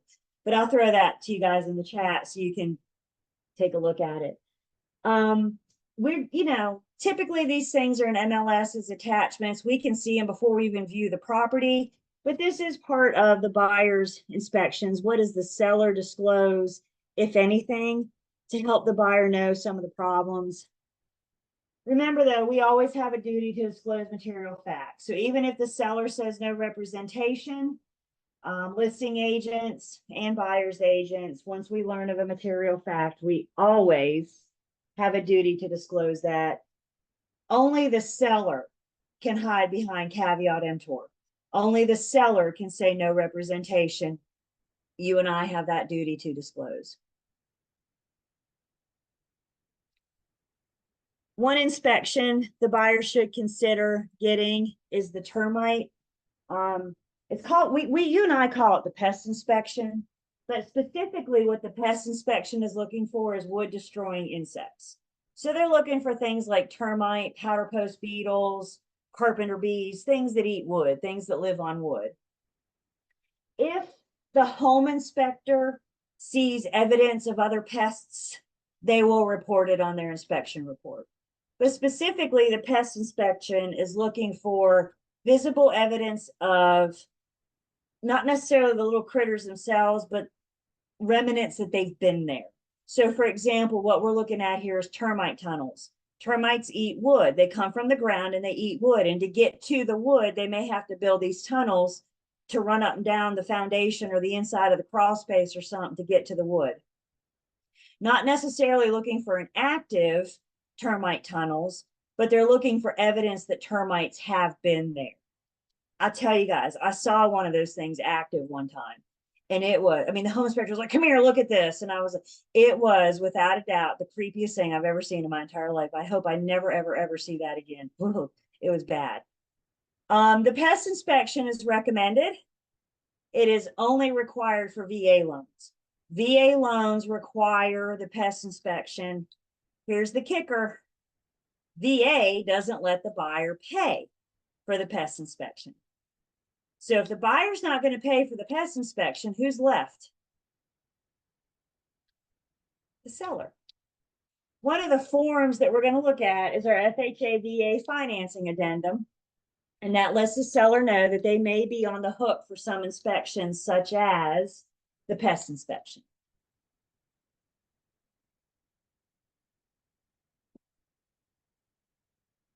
The big inspection then that the buyer should consider is the home inspection. Home inspections aren't required. If the buyer says no, get them to waive, say, really, are you sure? And type out a really long email about why it's important to get the home inspection. But bottom line, they don't have to. They don't want to, they don't have to. If they do decide, most buyers do. If they do decide to get a home inspection, again, we want to make some recommendations. I know you guys are new and you may not have formed relationships yet with like the home inspector, for example, but talk to your BIC, talk to some of the seasoned agents in your office, because they may have experience. They can help, get you introduced to some of these home inspectors. In time, you will form relationships with home inspectors. And once you have a relationship with one or two and you get them on speed dial, that is invaluable. So just make sure you're sending them business if you expect things from them as well, right? I can't make a buyer use any home inspector. All I can do is recommend. Maybe I can give them 2 or 3 names for them to choose. But y'all, please don't send your buyer to Google to find a home inspector. Let's be the professional and recommend a service based on our experience or somebody in your office. Make sure we're using a qualified inspector. Educate your buyer about what the home inspector does. I think buyers tend to get discouraged during the home inspection or with the home inspection report. The home inspector is not going to tell the buyer what a lovely home they're buying. They're not going to tell the buyer all the great things about it. The home inspector's job is to go in on that property and find all the problems. So the entire home inspection report is doom and gloom. It all sounds really bad, right? There's no such thing as a perfect house. There is no such thing as a perfect, brand new construction. There are problems, there are errors. People build these things, people make mistakes. So make sure that they understand what it is the home inspector is looking for. Help prepare them for that. Buyer's agents, We should plan to always meet the home inspector at the property. We should encourage our buyers to come at the end of the inspection to meet with the home inspector, because the home inspector can go through and point things out. And when you talk to them, it doesn't seem as scary as the report that they're going to send. I don't like to go while they're inspecting because I don't want to distract them. I don't want to get in their way. I want them to do their thing. I'm going to leave them alone. And then we're going to plan to meet them at the end so we can get down to the nitty gritty about what's really the issue here. The other thing about the home inspectors, I tend to think of the home inspector as like your general practitioner. You know, we go to the doctor once a year for our annual checkup, and they, you know, do all the labs and everything. If they find a problem, if they find a little red flag, they're going to send us to a specialist, right? The home inspector works the same way. They know a little bit about a whole lot of things. And if they see a flag, their job is to report the problem, not the fix. So if they see a flag, they're going to say, I suggest you talk to a plumber. I suggest you talk to an electrician. I suggest you talk to a structural engineer, general contractor, etc. So if we do this early enough in the due diligence process, and the home inspector has many concerns about the electricity, then we still have time to get an electrician in there to give us their opinion. So this home inspection could lead to other inspections, getting quotes, that kind of thing. But if we don't do this until we're, you know, at the 11th hour on due diligence, then we don't have time to talk to the electrician and the plumber and the general contractor, etc. So try to do this early on in the due diligence period in case your buyer does want to talk about it. And again, let your buyer know they can't fix it. What the home inspector knows, when he walks in a room and flips on the light switch, if the lights don't come on, talk to an electrician. Why the lights don't come on? That's not his job. His job is to say, the lights didn't come on. Do we need a new light bulb? Is it electrical malfunction? That's not his job. Everybody good with that? His job is to say, this didn't work. And that's what he's going to report. Listing agents. When this home inspection, or before the home inspection gets scheduled, I need you to have a conversation with your seller. The home inspector can't move personal property. So if your seller's packing and they have boxes and totes stacked up in front of the utility closet, the home inspector can inspect the water heater, the fuse box, the things that are in the utility closet. They can't move personal property. And I get it, your seller's packing and they got stuff everywhere. I get it all. But the seller needs to have those components of the home available for the home inspector to get to them.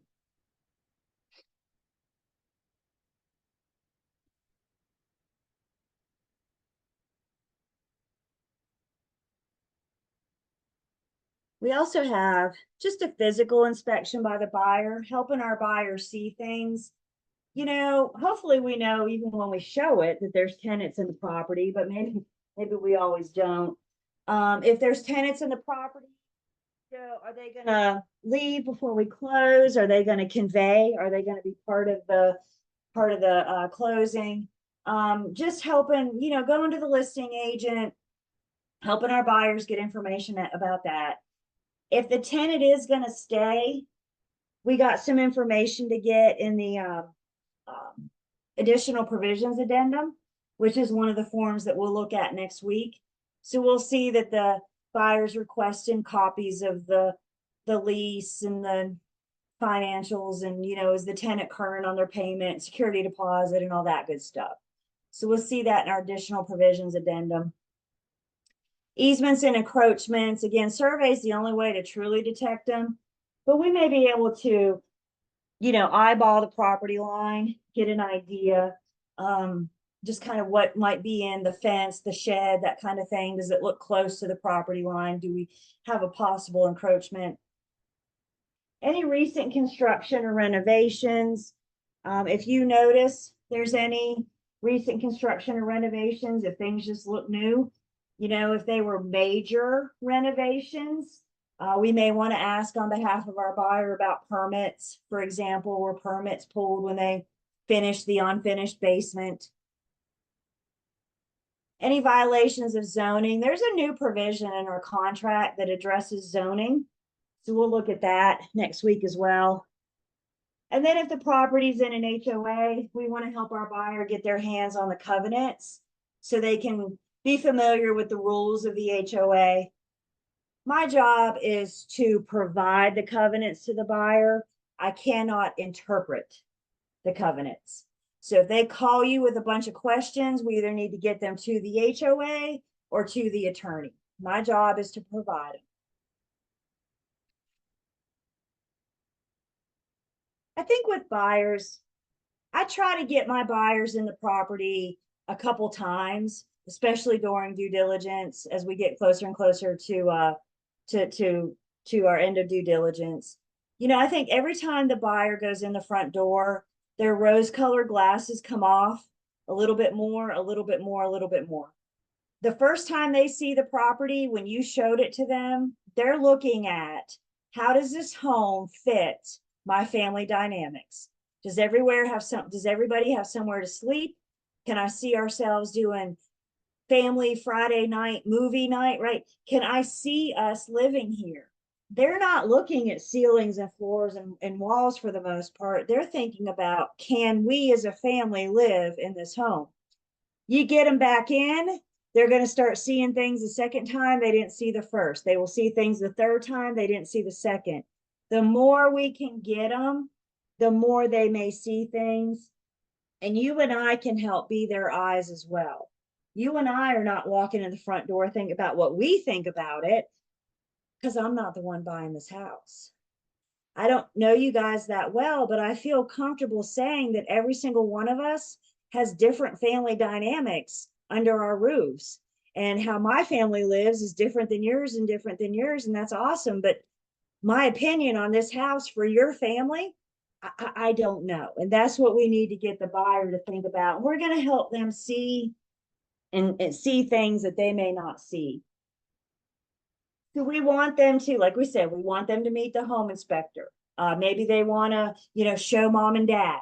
Maybe they want to bring paint samples, Just always remember our buyer's agents, the buyers need to come with us and we need to schedule that through showing time. So remember that it's still the seller's home. It's not the buyer's yet. Y'all, there have been stories over the years of the buyers just showing up at the house thinking they're going to buy. There was one in Greensboro many, many years ago, and the sellers were chilling at home one evening watching TV, and they caught movement out of the living room window, and they looked over, and sure enough, there are the buyers. Some people would call that trespassing. So just make sure your buyers understand it's not their home yet. If you want to go, you got to go with me. Aren't people funny? People are great.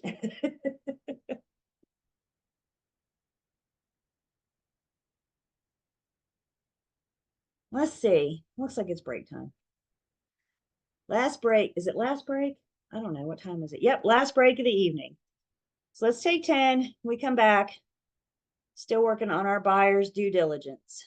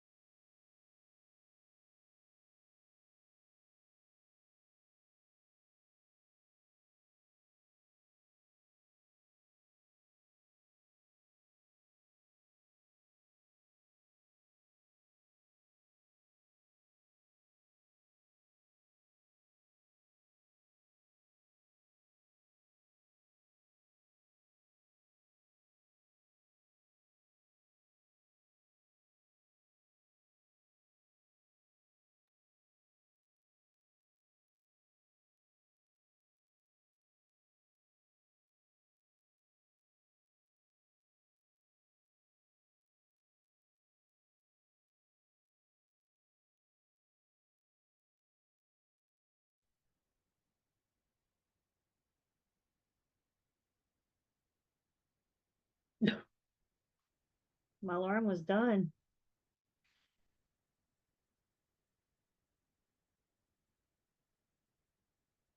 We are back. Okay, so when we were gone in the chat, y'all put your chats up.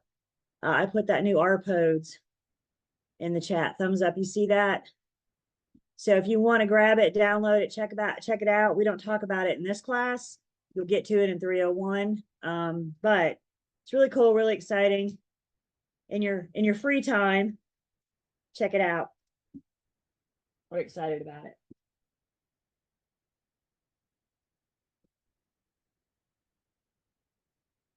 All right. Buyer's due diligence process. Physical inspection, buyer looking at things with us.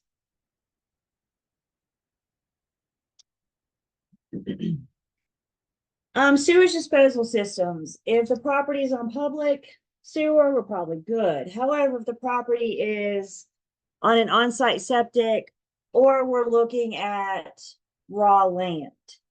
If your buyer wants to buy land and build, one of the inspections they're going to want to do early is referred to as a perk test. If you can't hook up to public sewer, the perk test will tell us how if the land will handle an on-site septic system. PERC, perk test. And it's going to tell us if the land will perk for the on-site septic system. Again, if you can hook up to public, you're good to go, no problem. If we already are on an on-site septic system, the buyer may want to consider having that inspected as part of their due diligence process. Make sure it's good working order, not leaking, etc. Listing agents, please, please, please remember, if you're listing a property and an on-site septic system, we can only list the number of bedrooms that is on the septic permit. Remember how many human heartbeats per bedroom? 2.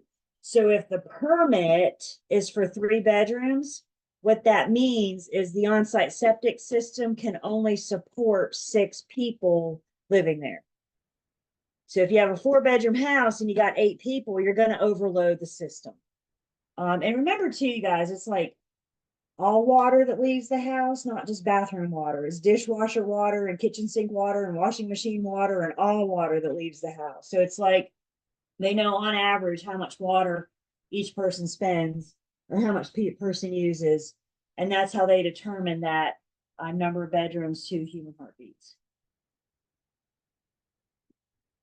Another thing your buyer may want to consider having inspected, if they're on a well, they may want to consider having their water tested. They can have the water tested if they're on public water. That can happen as well. That's something that the home inspector can help us with, to have that tested for, there's lead in the water. There's a lot of things going on with our water. I did have a buyer once, and she was a nurse, and she was buying like City of Thomasville. And she said, I want my water tested. I said, well, okay, because if they want to do it, then I'm all right, let's do it. She's like, look, I'm a nurse. I see some of the things that come through. She's like, I want to know what kind of water I'm getting. I'm like, now I'm a little scared now. What does that mean? Tell me more. But like, she wanted to know, she needed to get a filtration system. She just wanted to know what it was that she was dealing with. So well water, definitely encourage them to have it inspected. If they want to get the water tested on public water, that's fine as well.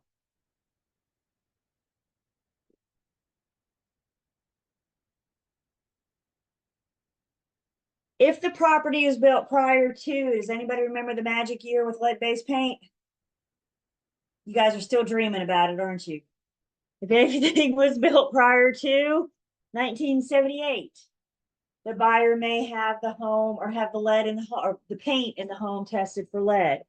As far as lead goes, lead-based paint specifically, if the seller knows of lead in the paint, this is like the thing that they have to disclose. When we say the seller doesn't have to disclose much, if they know of lead in the home, this is something they have to disclose. They have to provide reports. Lead-based paint laws are federal laws that override state caveat emptor laws. So if they know, now if they don't know, they have nothing to disclose, right? If they never had it tested, if they don't have reports, then they have nothing to disclose. But if they know, they do need to disclose. Either way, the buyer may have this tested during their due diligence. We got a form, lead-based paint hazard addendum. We're going to look at that next week. We got to look next. This is the math week. Next week is the forms week. Isn't 302 fun? Calculator and paper. That's what we're doing. Lead-based paint, by the way, we do have a one for sale that we'll look at, but just FYI, there's a lead-based paint addendum for rent as well, because we'll remember lead poisoning affects children, those little developing bodies and organs, and tenants come with kids. So they have the right to know about the possible dangers of lead in the home as well. It's a separate form. They don't have as much as the buyers, but we'll look at the for sale one next week.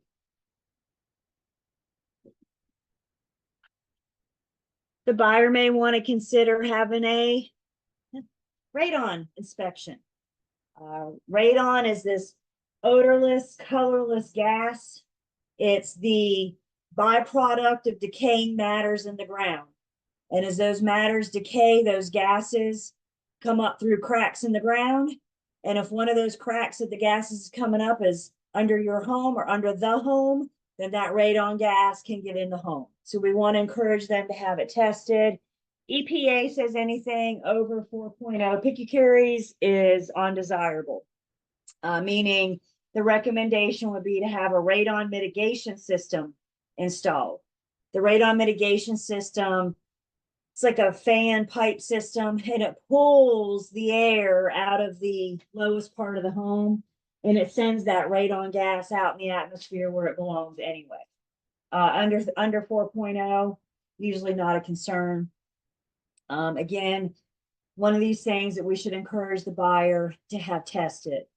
I also know that the little fans that pull the air don't last forever. So even if maybe your home has a radon mitigation system, maybe you're showing a property with a radon mitigation system in it, part of your buyer's due diligence, they may still want to have it tested, because if those little fans stop working, it's not pulling the radon out of the home. They're usually covered by warranty, right? But they don't know that they're not working until they have it tested. You can also get, right? That's exactly what it is. You can also get like home testing kits. So you can like Lowe's and Home Depot and get home testing kits. I had a home inspector share that those home testing kits do a good job. He said they're usually a good place to start. So if you're concerned about your home and you're out and about at Lowe's this weekend, maybe pick one up and just see. Be a good thing to consider, something else for us to think about. But encouraging our buyers, back to due diligence, encouraging our buyers to have it tested, have it inspected. Do you guys know how they test? I forgot that part. They set up like a little contraction in the home, and the contraction almost tastes like a snapshot of the radon level every hour. And they leave that contraction there for like 2 or 3 days. And at the end of the 2 or 3 days, they get an average. And if the average is a more than 4.0 picocuries, now we got a problem. Ventilation can help as doors open and close, AC kicks on, people come and go. That can definitely help circulate that air around.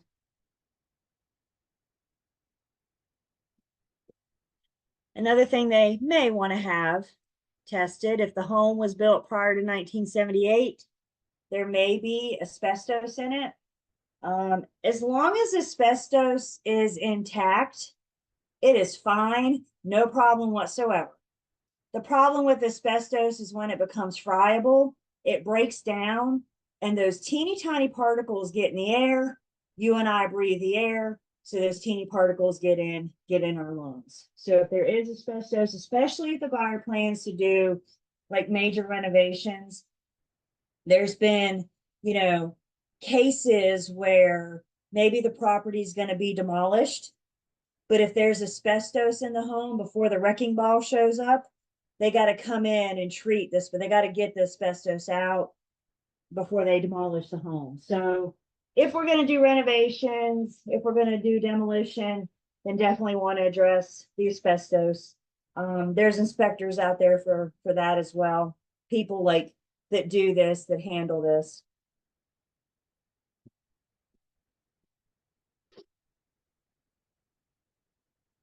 This list isn't inclusive, meaning if there's something your buyer wants inspected or investigated, we're going to help them do it. Don't look at them and say, well, that's not on the contract, so that's not our responsibility. If it's important to them, remember, they're the ones making this commitment. They're the ones buying this home. So if it's something they want inspected or investigated that's not on this list, it's our job to help them get that, get that accomplished so they know what it is that they're buying. We want them to be comfortable moving past due diligence. We want them to be comfortable buying the property. And the best way to do that is to learn as much about the property as you possibly can. So we're encouraging our buyers to do these inspections, do these investigations. We're going to talk when we look at our forms next week, we'll talk more about that due diligence refresh, the due diligence period, the due diligence fee, and what all that means. But for right now, the biggest part of the due diligence process is for the buyer to learn as much about the property as they possibly can to decide, now knowing what I know, do I want to move forward with or terminate this transaction? And as their agent, it's our job to help them learn about the property, to have all these inspections and investigations. One thing we may want to consider as buyer's agents is scheduling all this on the same day. So that way we got everybody there. So we're not having to go out to the house, especially depending on where the property is, how far it is. So trying to coordinate those inspections could free up some time for you. I loved it. I had a buyer once and he pretty much said, if I can have it inspected, sign me up for it. So we had the home inspector, the pest inspector, the septic. I mean, like everybody was there and I got them all the same day. And I remember when I rolled up, like they were all lined down the street. I was like, I did that. And I'm sure the neighbors were like, what's going on across the street? Because the trucks just lined. I was like, that's right, we're here. So, but he got it all. I mean, we got a lot of information that day, but it was still early in due diligence that he was able to sort through it. So again, it saves you time, it saves your buyers time. And it gets us all the information at once so they know how they want to proceed. Questions on anything that the buyer may want to consider having inspected or investigated?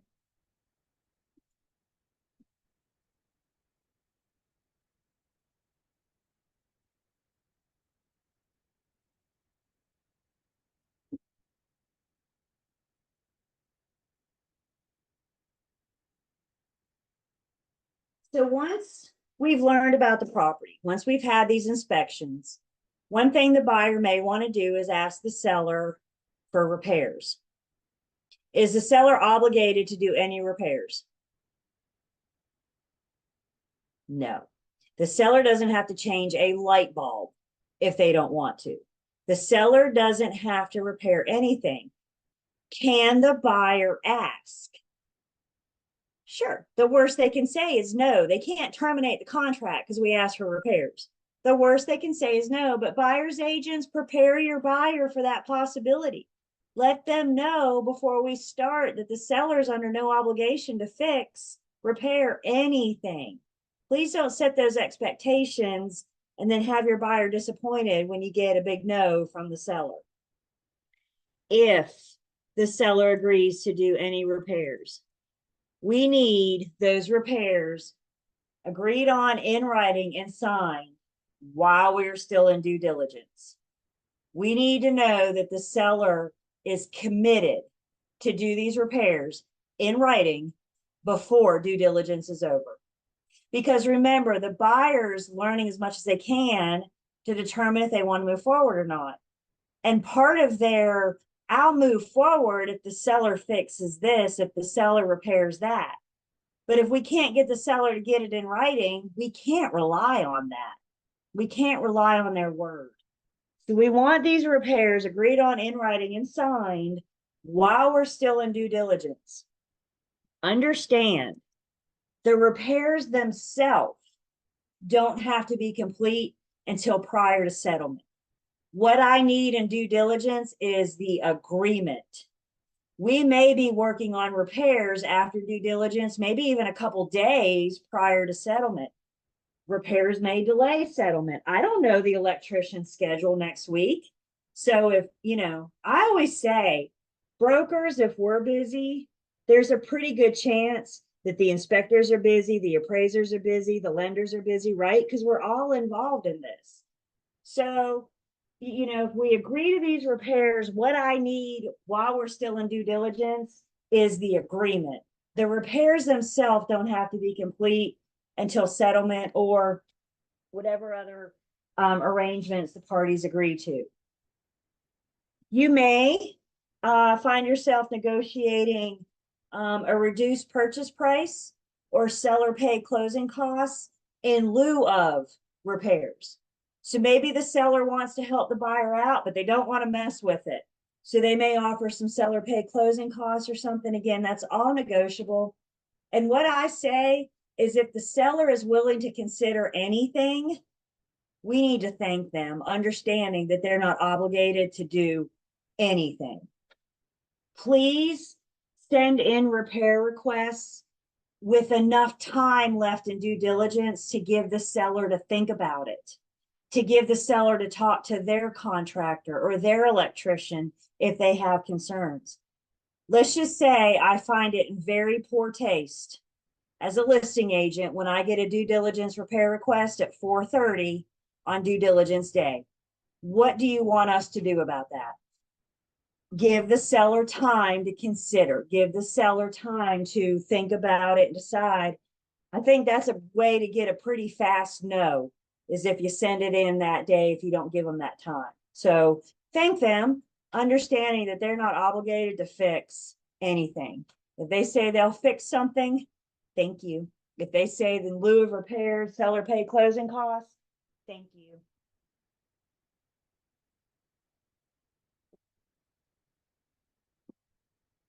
We talked about covenants again, but here it is.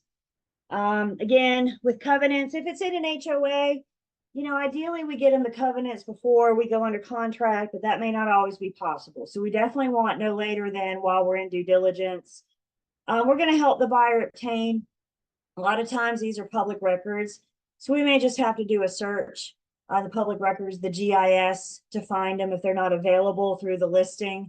But remember, the important thing is my job is to get them the covenants. I cannot interpret it for them. Interpreting legal documents is the attorney's job. So when they have a bunch of questions about what does this mean, then we either need to get them to the HOA or get them to the attorney. Stay in your lane. Zoning, with zoning, if there's any zoning issues, we do have a new provision in our contract, so we'll see that next week. But the other thing is making sure that your buyer's end use can be done, can be met per zoning and covenant. So, if your buyer wants to open up, they tell you they want to open up a home daycare. We're going to help them make sure that zoning will allow that. We're going to help them make sure that the covenants will allow that. We're going to help them get that information, pointing them in the right directions, the resources, helping them gather that information. So we know that that planned property use is not a violation of zoning. When it comes to roads, of course, the question is, are they public or private? Public roads are maintained by NCDOT. Private roads are maintained by the people that live on them. So there might probably be some kind of HOA or special assessment. Every time we get a pothole, let's have a special assessment, that kind of thing. But again, helping them get that information. And then schools get tricky. I think there's a really good reason why schools are not required field in our MLSs. We can put schools in, but I think with schools, the better bet is to let the buyers and tenants do their research about what schools, what school districts are best for their kids. I don't know what's best for your kids, but what I do know is Forsyth Winston-Salem School Boards has a website that I can send them to, the school boards, the districts, and I can send them to, so they can get educated on the schools. There's an old saying that I love. Be the source of the source, not the source.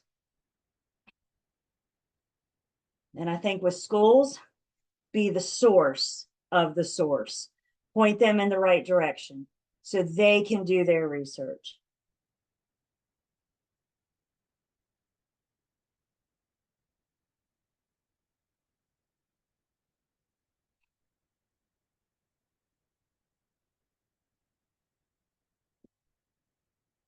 Also during due diligence, as mentioned, our closing attorney back there is doing their thing. We go under contract. Buyer's agents, you're sending that contract to the lender so they can start their process. As soon as you do that, go ahead and send it to the closing attorney so we can get closing schedule for the date of settlement and they can start their process. One of the things that the closing attorney may do early on is the title search. The title search is a very thorough record, a very thorough search of all public documents, all public records that pertain to this property. The title search will allow the attorney to know if the title is marketable, if the seller can pass clear marketable title. If there are issues or concerns, then that is something that the closing attorney will work with. Maybe they work with the seller to get those things cleared. If the seller can't clear them up, maybe the attorney goes and stands in front of a judge and requests an action to quiet the title. The action to quiet title is the lawsuit to settle down whatever is causing the disturbance in the title. That is the biggest part of the closing attorney's job, is to make sure their buyer client is getting that clear marketable title. And when they do that title search, examples of things that they're looking for. They're looking for that good record of title, the chain of conveyance. They're going to do first in the search, they're going to search the deeds and how the deeds link. We want to make sure they link. So the grantee on this deed, no, the grantor on this deed needs to match the grantee on the previous deed. The grantor on the previous deed needs to match the grantee on the previous deed. They're going to do this history search to make sure those deeds link, to make sure that there's no gaps. There's no, well, who is this person and why didn't that person sign? To make sure there's no kinks in that chain, if you will. Any encumbrances on the property, easements, liens, judgments, etc. You know, title defects, title issues. Again, very, very thorough search of the title so they can make sure they're handing their client that clear marketable title. As we said, anything that is found, any defects on the title, the seller is required to clear prior to settlement. That's the seller's biggest responsibility, is to convey clear marketable title. And if there's an issue with the title, they may be in breach. If they can't get it cleared, they could be in breach because that is their obligation. You guys remember we have something out there called the mechanics lien. Mechanics lien can be filed by anyone that provided labor or supplies to the improvement of the property. And here's the kicker about the mechanics lien. They have 120 days after the work was done to file the lien. So let's run a scenario for a minute.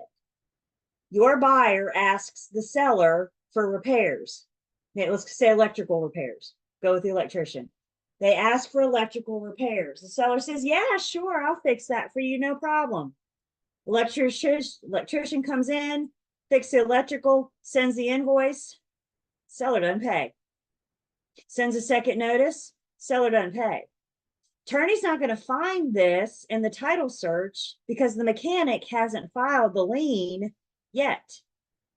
We go to closing, deed changes hands, and the mechanic files the lien. Your brand new owner has, unbeknownst to them, a lien on their brand new property in that fund. That's the kind of thing, if that does happen, that's the kind of thing that title insurance is there to protect the owner. And I am going to talk about title insurance. As agents, there's a couple things we can do to help protect our buyer. For example, when I'm making a repair request as a buyer's agent, I put verbiage in there that says something like, I want to see paid in full invoices. So that way, when the electrician comes out, I can see that they have been paid. And if the electrical fails after my buyer buys, they know who to call. So we have, a couple of different purposes here.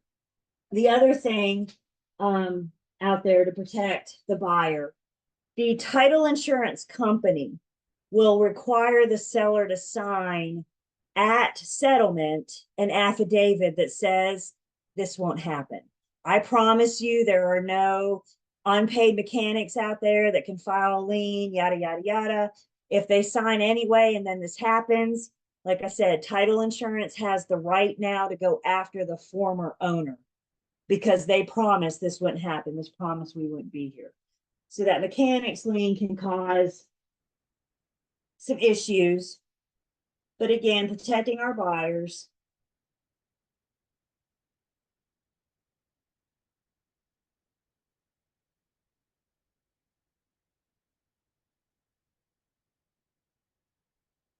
If there's a tenant in place, if there's a current existing lease, then the buyer's going to buy acquiring that existing lease or honoring that existing lease. They're going to acquire that tenant. So also during due diligence, as mentioned, we'll look at our additional provisions addendum next week. Also during due diligence, the buyer should have the leases, have the paperwork, the documentation, make sure the tenant is current on rent, how much security deposit, and how are we going to transfer that security deposit from the old landlord to the new landlord. That's all covered in that additional provisions addendum, hoping to make that seamless. So here's our Tenant Security Deposit Act. They pretty much got two choices. We can either have the attorney draft up the paperwork to transfer that security deposit from the seller to the buyer at settlement, or the tenant return or the seller returns the security deposit to the tenant. We go to closing and then the buyer tries to collect it from the tenant. If I were the buyer, I would go for option one, please. And thank you, because the attorney can handle that. The attorney will also draft us up a new lease. That would be an assignment. All the terms would stay the same. The only thing that would change would be the name of one of the parties. And in this case, the party would be the landlord, as it conveys from seller to buyer. Questions? There's a lot to consider. And again, every property is different, right? We're going to see all of this stuff in our contract.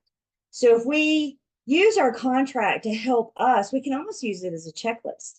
And it's right there in front of us to help us kind of go through. Do you have leases? Do you have this? Do you have that? You want the asbestos? The radon test, that kind of thing. So I'm a really big fan of being familiar of the offer to purchase and contract, because there's a lot of good information in there that is definitely beneficial to us for our buyers and sellers. So that's what we have to look forward to next week. Questions, comments?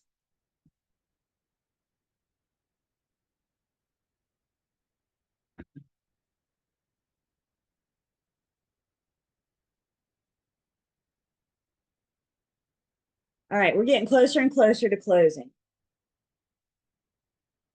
Most real estate firms are not acting as escrow agents anymore.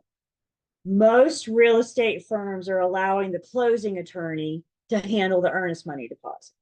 However, some of your bigger brands, some of your bigger names may still have a trust account.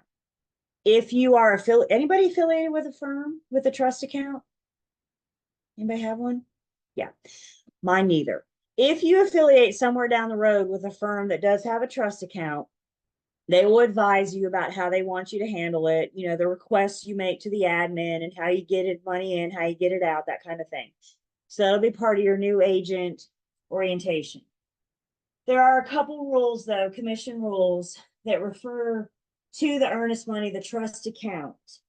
And one of the commission rules says that if the real estate firm has the earnest money, at some point prior to closing, we got to get that